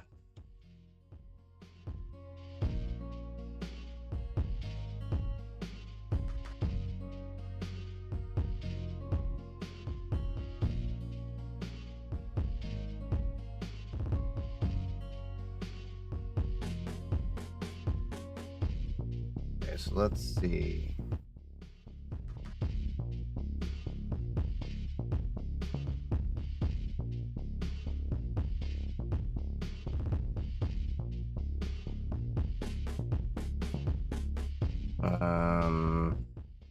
Firmware file. Okay.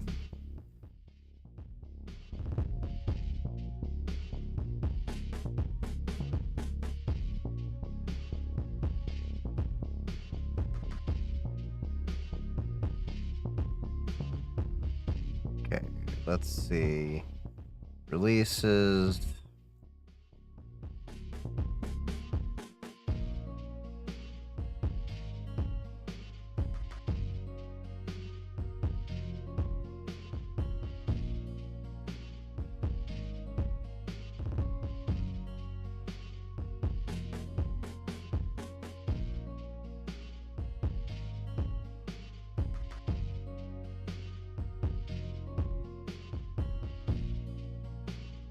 Firmware, health tech, little fs. Device install.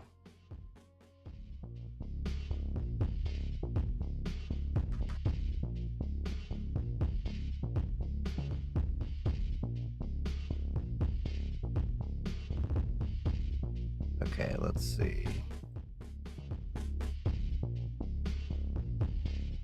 That's a debug file. We're not going to need debug.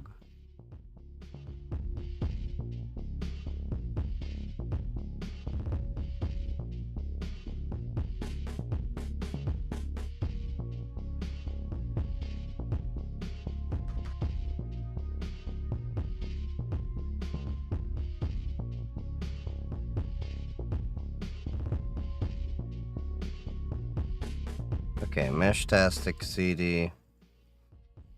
It's just busy or doesn't exist. Same could be said with my brain. Different warnings. Is there corrosion on one of the pins? I don't think so.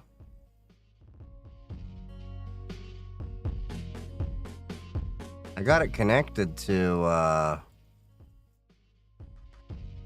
board.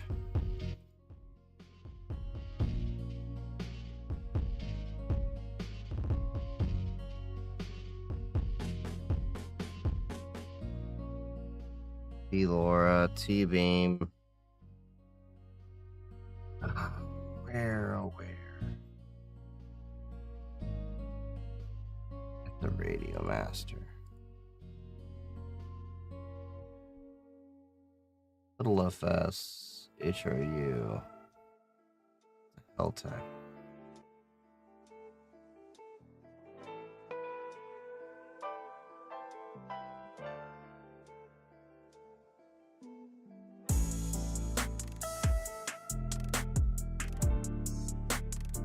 Oh, there we go.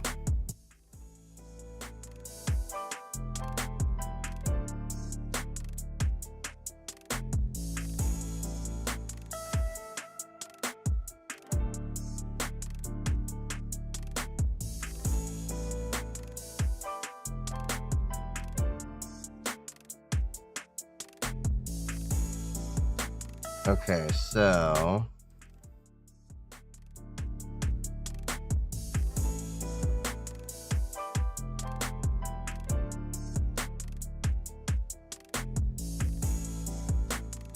so we've got TDEC TFT.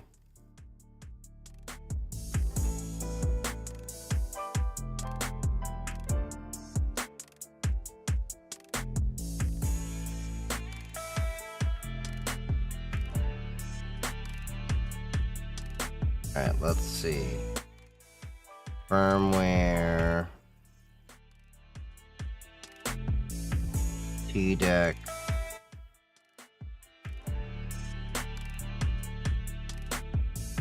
Let's see.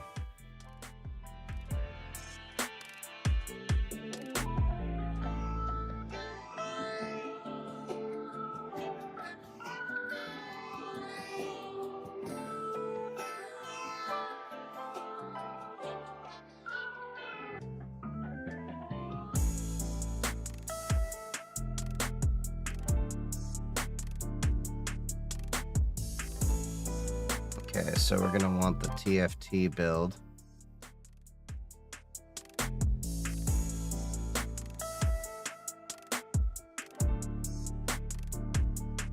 All right, so we're gonna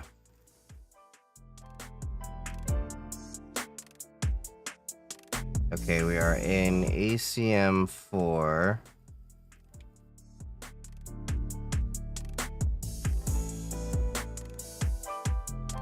Okay, so that's showing data. So let's do this.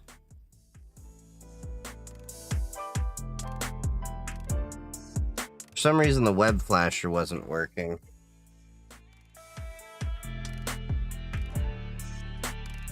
We're just going to do it manually.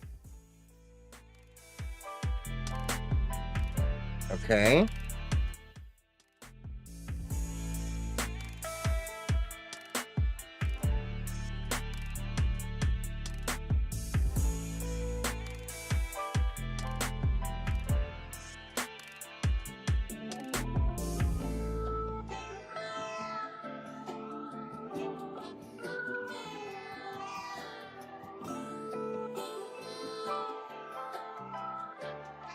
I don't know why the web flasher didn't work, but we're getting it going manually.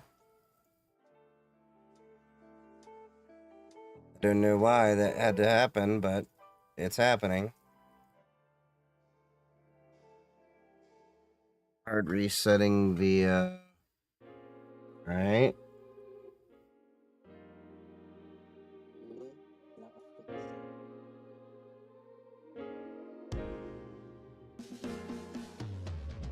We got Meshtastic loading up here.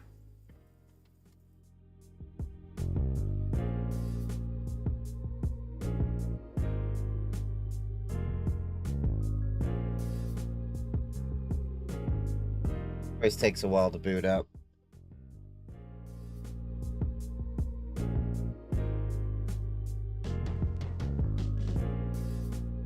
There we go. Short name.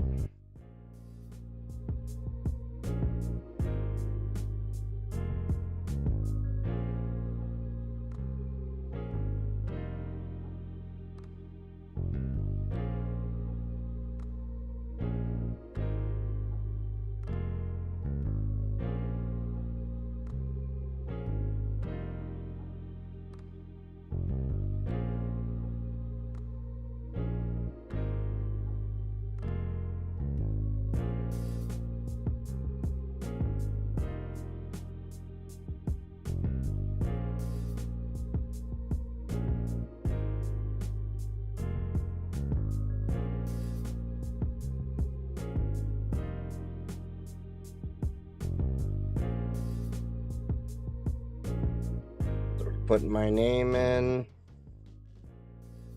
and setting the region.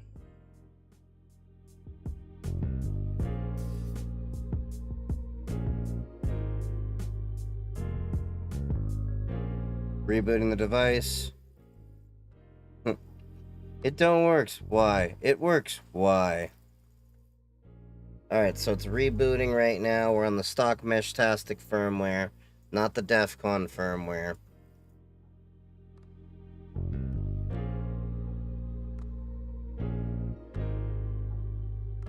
I think the Defcon firmware loaded a little bit faster, to be honest.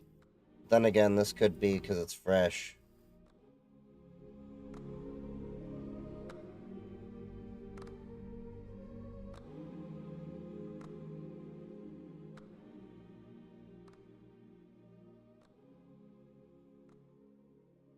Cool.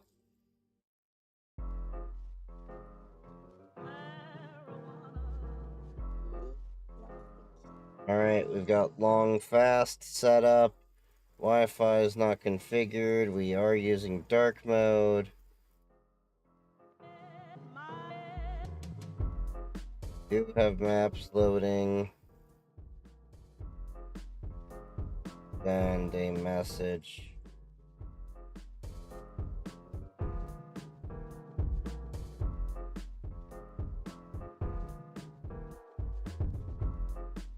I don't know if it's gonna get received.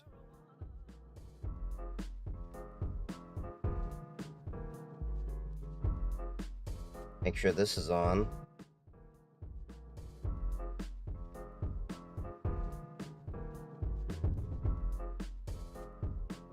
Why do Java developers wear glass? Because they can see sharp. God damn it. I really want to collab with you on our air duster. What?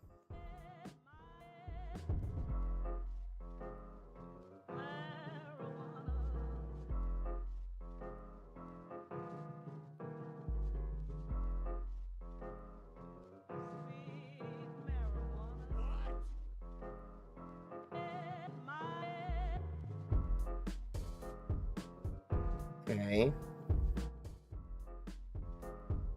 I wonder if I programmed that to do something else.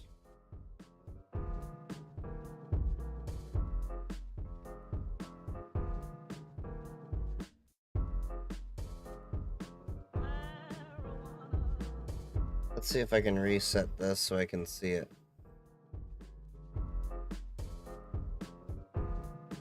This is running an old firmware. I need to update this too.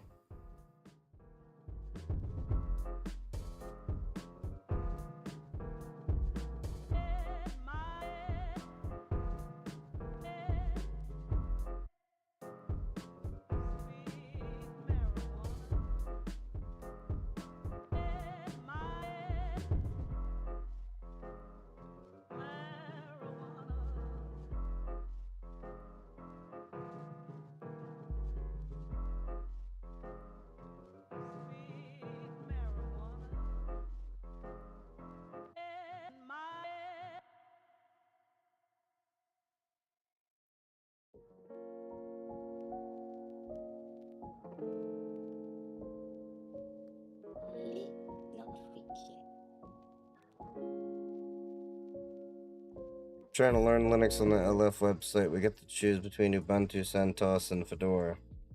Nice. Alright, so... I think, which one do you recommend? Of those three. They're all fine choices. CentOS, though, isn't really supported anymore. So it's Ubuntu or Fedora.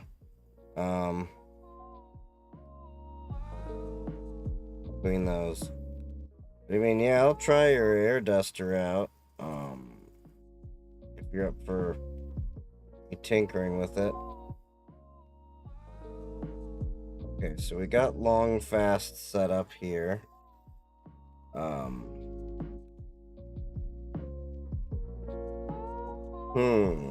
gonna have to play with this some more. But we got Meshtastic set up. We went through, interested, please accept my message. Have a good night. Yeah, I'll take a look at it. But yeah, we're gonna have to tinker with this guy a little bit more to get this back to, working Meshtastic state. Probably need to go upstairs so that I can actually see other nodes in the neighborhood. I know there's a few nearby, because I've hit them before. But, yeah. It's getting a little bit late. Looking at the dentist screen, casually entering sensitive data in an online formula on a Windows 7 machine. Oof. But, yeah. I think I have to go through and set this up a little bit more, but, yeah. Man, I just got hit with a wave of tired. So, yeah, anyway, thank you all for joining me. And if you haven't already, please follow me on all of my socials. I'm on Twitch. I'm on YouTube. I'm on TikTok. I'm on Mastodon. I'm on Blue Sky. And we have a Discord. And we have a Matrix server. You can join all of them. The links are in the bio if you don't see them. As well as, yeah. So thank you all for joining me. Stick around for the raid if you're over on Twitch. Otherwise, stay safe and happy hacking. I love all of you. I shall see you maybe tomorrow. Maybe. Tomorrow. Thursday. Well, we got to catch up on some streams. But thank you all for joining. Love you all. Stay safe. Happy hacking.